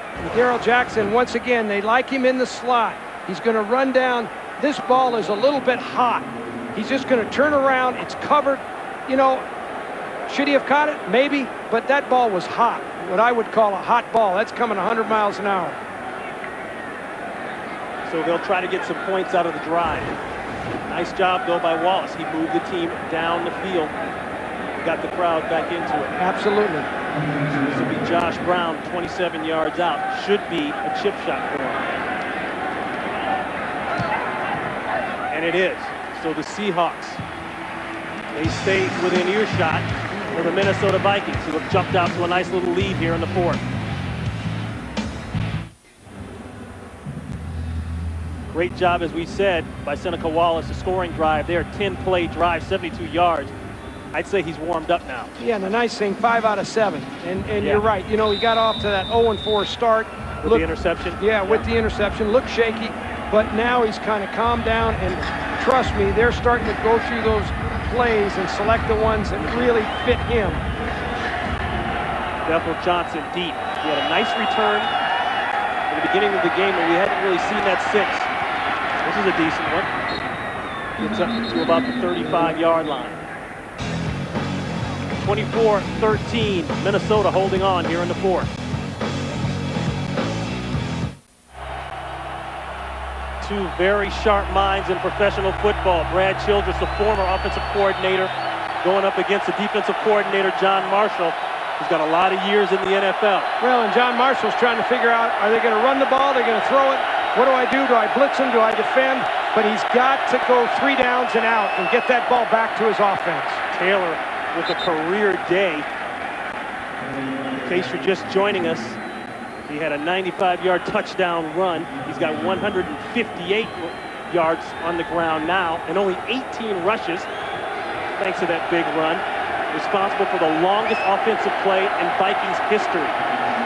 Well, and one of the things Brad Childers can't do is play conservative here. You know, Minnesota's played wide open all day long, Ron.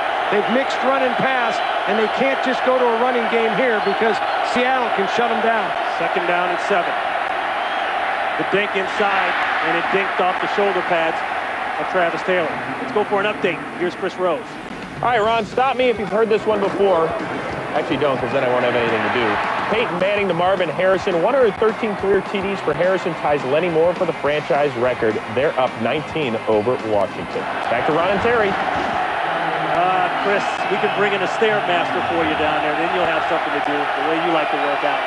3rd and 7.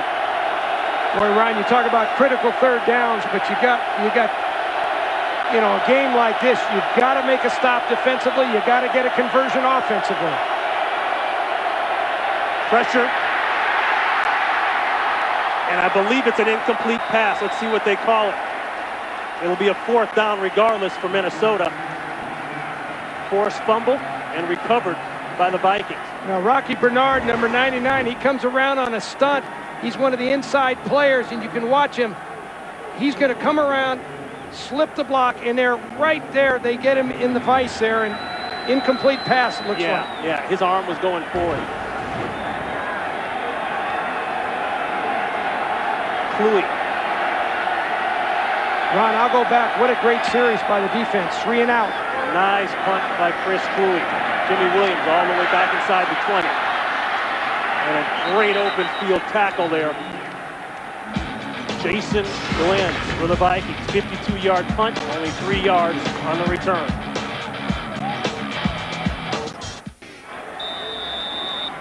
Officially, that play was called a sack, even though we saw the arm going forward for an incomplete pass, but whatever. Well, it was we just called the game. Yeah, it was a great job by that defensive line. 3 downs and out, getting the ball back to Seattle. That's the key. They'll put it on the ground to Morris. Morris can't turn the corner. Kenichi Udeza. We haven't called his name too often today. Let's go back to that sack. Well, you talk about linemen working together. If you watch Bryce Fisher here and you watch Rocky Bernard there, watch Bryce Fisher, the left end, hold the offensive tackle, Marcus Johnson. So Marcus Johnson can't come out. You can see him reaching. He's trying to make that block, but he's held inside by Fisher. It's a great job by Fisher. If the official had seen it, it would have been defensive holding. He just didn't see it. 2nd and long. Great throw inside and a great catch. DJ Hackett, he's going to be about 2 yards short of the 1st down. But a nice looking play, 9 yards. DJ Hackett's going to be hard to keep out of the lineup if he keeps playing like this. He runs a little inside route. He's nice and steady for the quarterback. He goes up and catches that ball. It's delivered well by Seneca Wallace. DJ Hackett is really emerging on this football team. Last 2 weeks, he's starting to come alive. Seneca started off 0-4. He's completed 4 in a row. 3rd down. Pressure. Flag is down. Intended for Branch. And that one is down in the secondary. And it's going to go against the Vikings. That would be a 1st down, Seattle.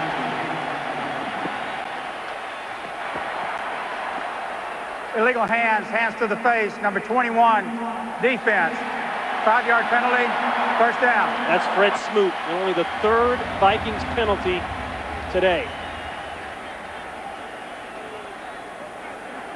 Remember, the Vikings have outscored their opponents 49-13 in the 4th quarter, so they got to believe that they own this 4th quarter, being up 24-13 right now. Yeah, but you talk about a big penalty and keeping a drive alive. That was a huge penalty.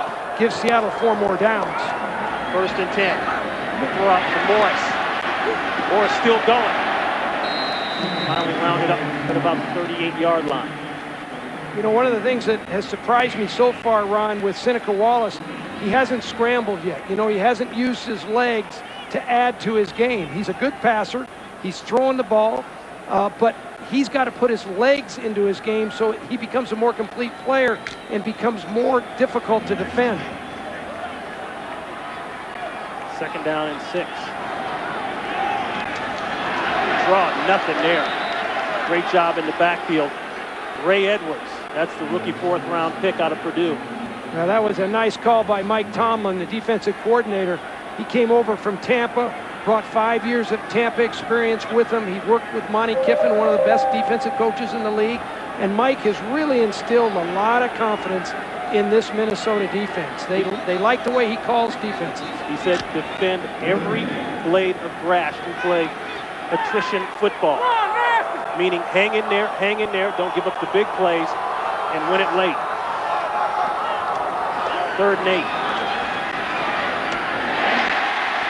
It looked like Darrell Jackson went backwards. Let's see where they mark it. They may have given him the progress. I don't think so. Boy, that's one of those moves, and he knows.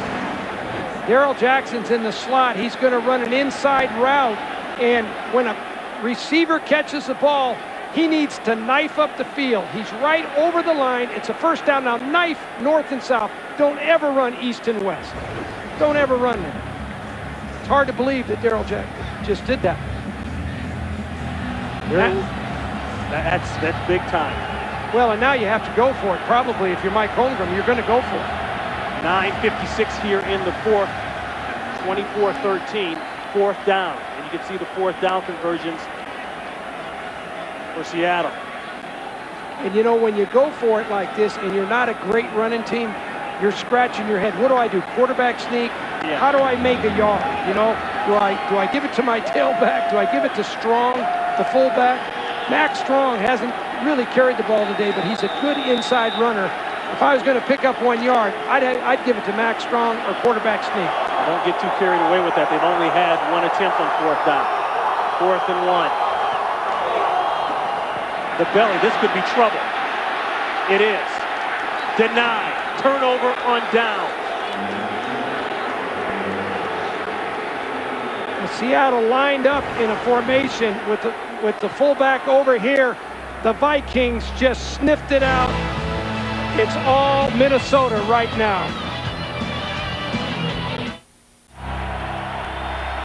Brad Childress's defense clamped down that time, and remember, the Vikings haven't allowed a rusher to go over 100 yards in 17 consecutive games. That's the longest active streak in the NFL. Taylor, he's hurt him all day. He grinds and gets inside the 35-yard line. Let's go back to that 4th down stop. Well, when you watch the left side of the line, you can watch. Remember, Hutchinson, the left guard, is gone. He's a major factor. And watch this 3 technique right here. He's going to get off the block of the offensive guard, Chris Spencer, and he's going to get over there, and all of a sudden that whole Viking defense just sucked on to that play and no go. Mike Tomlin told me before the game, we will find out what we are as a defense versus this offense today. And so far, he's liking what he sees. Taylor, not much. Tutupu is there. A pickup of 1. I like the way, Ron, that Chester Taylor keeps hammering you, though. You know, he made a long run, and that's going to certainly look good on his statistics. But this guy keeps bringing it to you. He gets his pad levels down. He's a tough little player. Had over 700 yards rushing back in 2004 with the Ravens and wasn't even a starter. Only started 4 games. John Marshall's trying to get his troops to come up with another big 3rd down play here. 3rd and 4. Gun formation. Going deep. Robinson.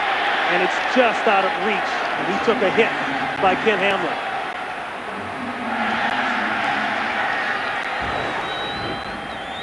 Nice call by the Vikings going deep here, trying to knock them out. And it's good coverage by Jennings. The ball's a little bit overthrown, and the safety comes over Hamlin. He's always over there trying to whack a receiver. He does again this time. And Jennings is lucky they didn't catch the fact that the jersey is underneath the shoulder pad. That usually means holding. Jimmy Williams is deep, and the Vikings are going to go ahead with the field position game. Louis is going to try to drop this one inside the 5. There's the Poocher. Fair catch call by Williams. The Vikings will settle for the ball at the 8. The defense will come out. And here's a look at the offensive leaders around the NFL. Donovan McNabb, a lot of numbers, but couldn't come away with the W. That was a tough loss for them today. I mean, on the last play of the game, but you know, it was a great win for Tampa. Larry Johnson, nice day. And of course, Matt Bryant, we talked about him in the open. On top there that he hit the long one, second longest field goal in NFL history. That's a big win for Kansas City now. Over the Chargers on the last kick of the game, too. Chargers picked to basically walk away with that division. Kansas City having something to say about it.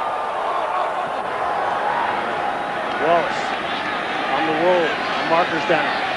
Wisely throws it away.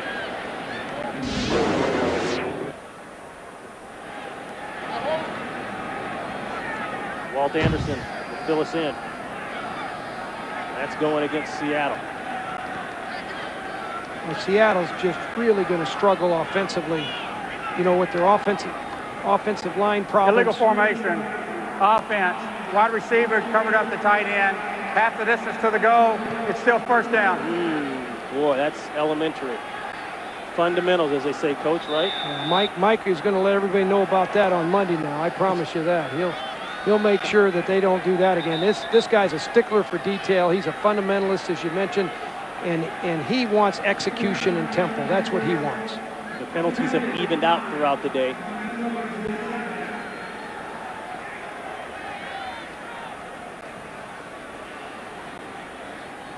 So the Seahawks hit with the illegal formation. 7:54 here. 24-13, and that last penalty was declined. That will push it to second down, keep the ball where it was. Pressure, fumble. This will be a touchdown if they land on it. Touchdown, Vikings. Lieber came around the corner and caused the fumble. Kevin Williams pounced on it. Ben Lieber just goes ahead and beats Maurice Morris on the pass rush. It's an outside backer against a tailback. Ben Lieber inactive for a few weeks. You can watch him right there, number 51. He's the guy that's going to put the pressure, and watch the tailback try to pick him up. He gives an arm over, the ball's loose. Touchdown, Vikings. Last week, Big Pat Williams jumped through the gap, caused the fumble on John Kitna. Ben Lieber picked it up for a touchdown. Now Lieber returns the favor. As Longwell adds one more, and the Vikings are pouncing on the Seattle Seahawks. Well, you talk about a defining moment for this defensive team and maybe for the team in general. The Vikings here bringing the pressure off the corner.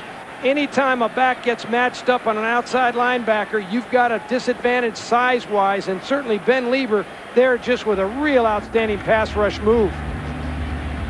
There's always going to be this kind of pressure down in this area of the field, but the running back, Maurice Morris, really has to be able to pick up that blitz and get it stopped. And Kevin Williams knows a little something about scoring touchdowns as a defensive tackle. That's his second career. Last year, or actually in 2004 versus Jacksonville, he had a 77-yard fumble return for a touchdown. But then you brought it up, Coach. This just goes back to defensive coordinator Mike Tomlin. This is the type of attitude he's instilled in this defense this year. Well, you take a guy like Napoleon Harris, the middle linebacker who leads the team in tackles. Last year, he was in the doghouse. He had a bad year. He didn't get to play much. But then all of a sudden this year, Mike Tomlin comes in and he's having a career year. I mean, he's playing great for them. So certain coaches can do that for certain players. That defense came into this game ranked 5th in the NFL. This is Ponder making something happen, getting up to about the 30-yard line. Family Guy returns all new 2 weeks from tonight, starting at 9, 8 Central. There's nothing like this one either, Coach. You got to check this out. Then again, maybe you should check it out. Your kids. No, that's a no. No, they can't even get me on the promo on that one. That's an absolute no. Well, I like Prison Break. That's my favorite. I've told you all along. Is Prison Break. I'm one of those guys. They're out and they're still running. Yep. And it's been a break of sorts for the Vikings offense and the defense. And once again, the Vikings defense scores on defense. They did it twice 2 weeks ago against Detroit. There's an incomplete pass intended for Morris.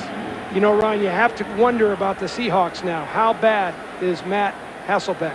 How long will he be out? What will happen to their offensive football team? They've had so many injuries with Sean Alexander and all the different guys, Womack, all the different guys that they're missing. And are they going to be able to recover from this? Yeah, and I can tell you right now, he's either on his way to an MRI machine or in one as we speak. They're trying to get the jump on exactly what's going on with that knee. And check this out. We talked about the 12th man, how loud and hostile this environment can be here in Seattle, but we're hearing boos now. Well, because they want to keep trying to throw the ball, but Mike, I think, is trying to get settled down and get his team settled down. He's just trying to find some rhythm to his offense. But the Seahawk fans here, they're in shock. And I'm in shock. I came into this game, I did not believe that Minnesota could be ahead in this game 31-13. I just didn't think that would happen. 3rd down and 9.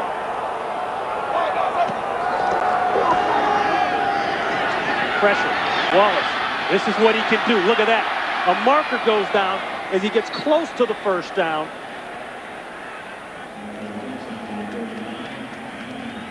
I believe it's going to go against Seattle. Fred Smoot finally brought him down.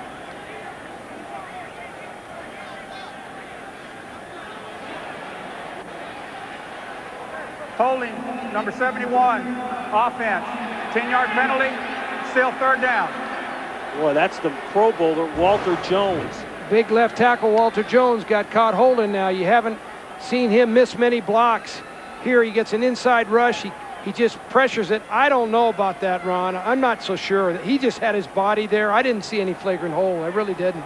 And plus, the defender put himself in a position to be held with the rip move. That was the point of emphasis a couple years ago. They were going to let that one go. Yeah, and I think the offensive lineman just covered him. He didn't grab him. He just covered him with his body and pushed him inside. I'm not sure about that call. 3rd and 18. Seattle has to convert. The long one's not there. Tried to go down to Jackson. And it's another 4th down for the Seahawks. And there's an injured Viking down. That looks like Kenichi Udeza. Udeza slow to get up.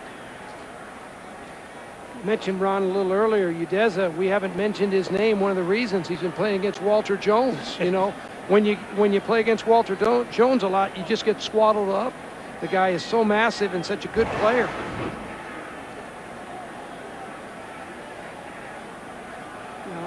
On this particular play, he's playing left defensive end. He's playing against Sean Locklear, the right tackle. I tell you, I think this Seattle offensive line is going to have real trouble as this season unfolds. You know, they miss Steve Hutchinson. They're getting older. Robbie Tobeck, 13 years in the league. Chris Gray, 14 years in the league. Walter Jones, 10 years in the league. This offensive line has given up a lot of sacks this year already. And one of the reasons, I think, is they're getting older. I think you're right. And they're in that window, so to speak, the Super Bowl window. They got there last year, first time in franchise history. And that's why the Hutchinson deal, losing Hutchinson, was so big, because that's an important part of this high-powered offense. It was #1 in the NFC last year.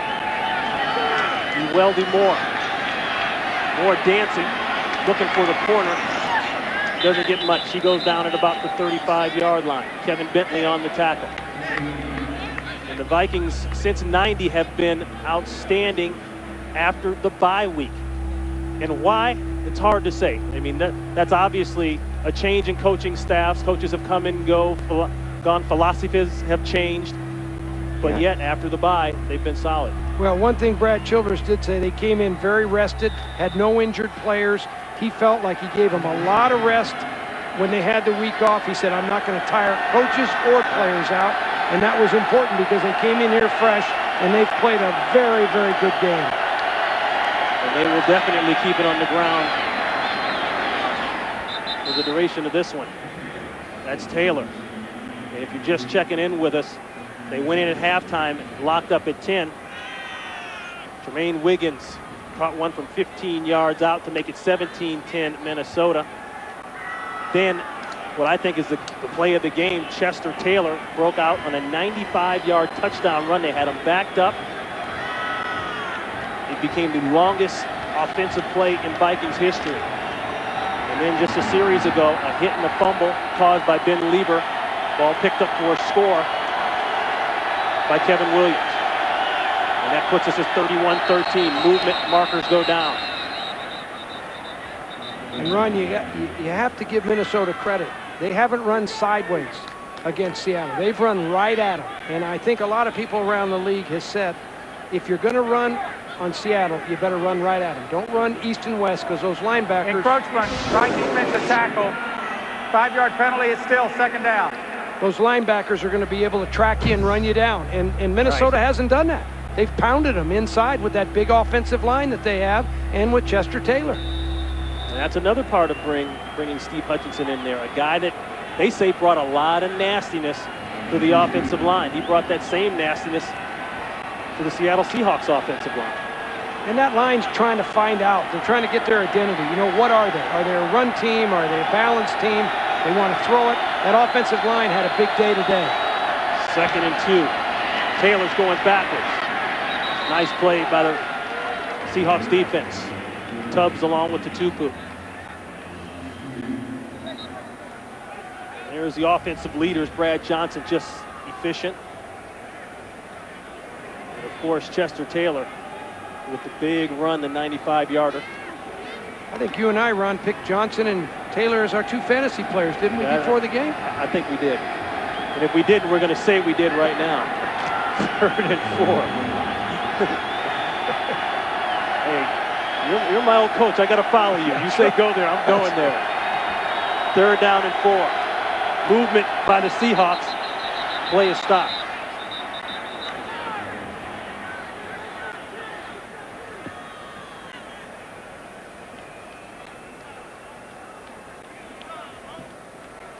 Encroachment, number 99, defense. 5-yard penalty, first down. That's Rocky Bernard.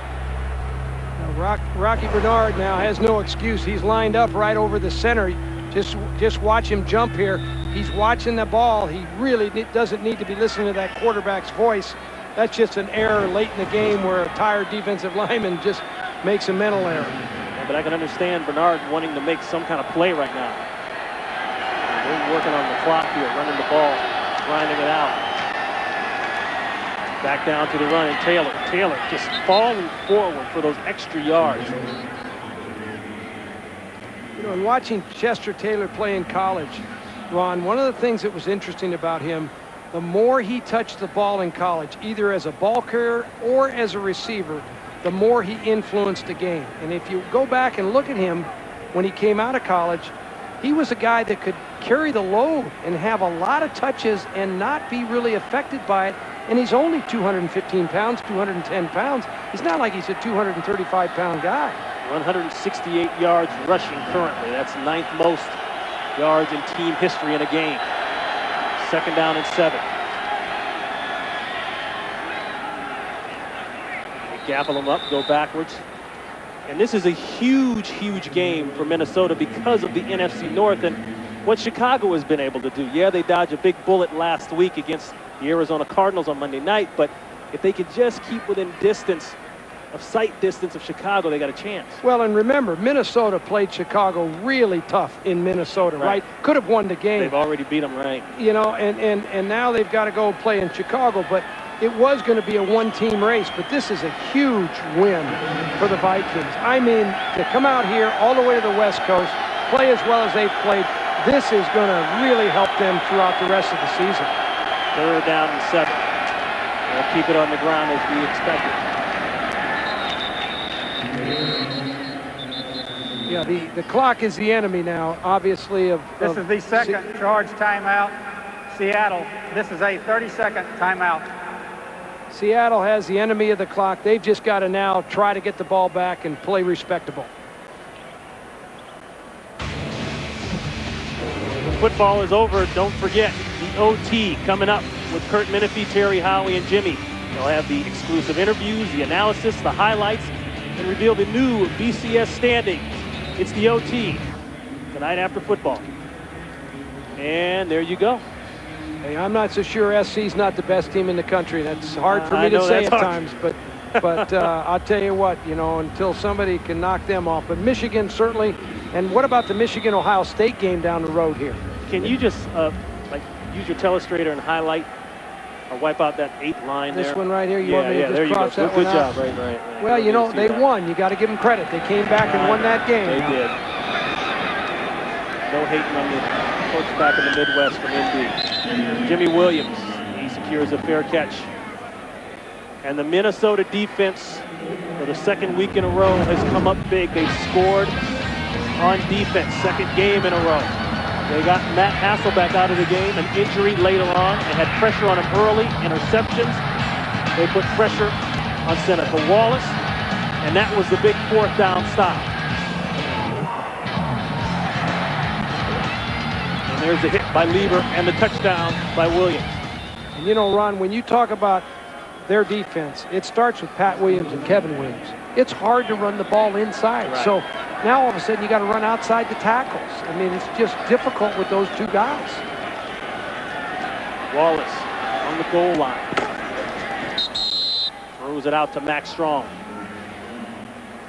And the Vikes, as we said in the open, they want to use this game as a springboard to recapture that momentum they had in the beginning of the season. Remember, they started off with a big win at Washington, opening up at FedEx Field. And talking to Brad Childress, he said, I don't think anything can be louder than it was that day at FedEx. They get the win 19-16. They beat Carolina the very next week by 3. Both games come down to the last second. And then Chicago at home was a heartbreaker. They lose it 16-19. Deion Branch. And Branch is out to about the 28-yard line. And a quick look at the upcoming games for the Minnesota Vikings. That's coming into today. The records are not updated. Well, and the Vikings are in a division where they can win some ball games, and they're going to be right in the heart of this thing. Particularly, I think after today, I think this will propel them. And that is the 2-minute warning. The Vikings trying to take this one back home with a W.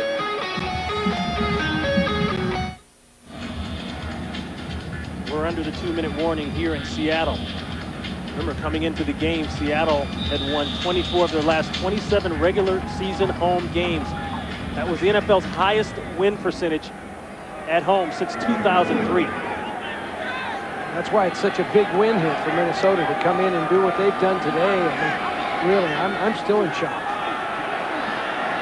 Markers go down as Wallace is in trouble. He scrambles out of bounds at the 35-yard line. Left defensive end for Minnesota, John. Number 95, defense. 5-yard penalty. It's still second down. And if you swing it around and talk about what this would do for the Seattle Seahawks in the NFC West, well, they've already beaten the Rams, but the Rams are, of course, cheering for any kind of Seattle loss.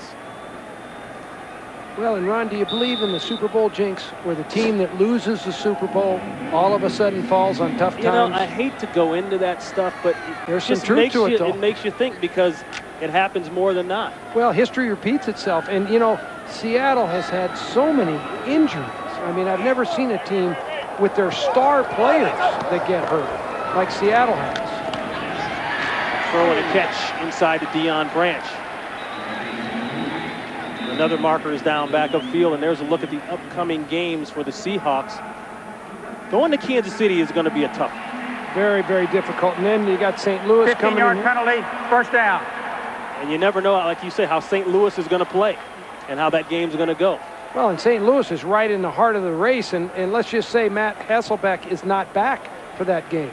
Let's say he's gone for 4 to 6 weeks with a strained knee. And I have no idea whether he will be or not, but you know, the way he got rolled up, you worry about that. Oh, boy, I mean, that did not look good, and as I said, that was the hit heard around the world, so to speak. The good news is he walked off by himself, you know. That's I've seen guys walk off and had significant damage in there. I know. But I hear what you're saying. Penalty on the last play. A roughing the quarterback that moves the Seattle Seahawks up. inside to Hackett. And I guess the really good news is Sean Alexander could possibly come back. I don't think it'll happen as early as next week. I think it'll be the week after. But getting him back has to help a little bit. And Jeremy Stevens is already in the mix, even though he's limited. Going for the touchdown, and it's knocked away. Darren Sharper had a nice beat on it, intended for Deion Branch. And the big story today, in case you missed it, the injury to Matt Hasselbeck. They're calling it a knee sprain. He was not able to walk off the field under his own power, but he was able to walk into the locker room under his own power. Well, you just hope for Matt. He's a great guy. I really enjoyed interviewing him this week. And just hope for him and for Seattle, Mike Holmgren, that he's going to be okay. Because you want to play with your best players. The hope is, as you look at that hit, that he had enough of that leg up in the air to take some pressure off of it to relieve the hit. And there's a game summary. And I think the biggest thing, Ron, is rush right yards. there. Right there. When you take that rush yards, 177 yards against a very good defensive football team. That's the key to this game in my mind. And that could be the key to locking this one up for good. E.J. Henderson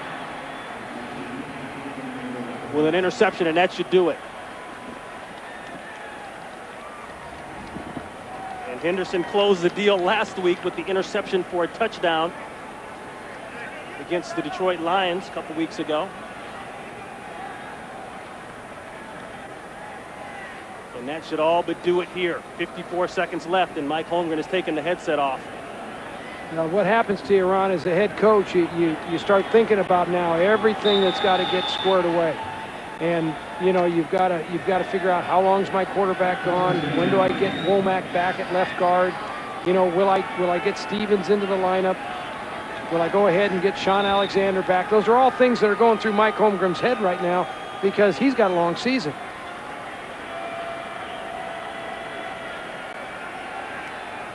The worst home loss for the Seahawks since 2004.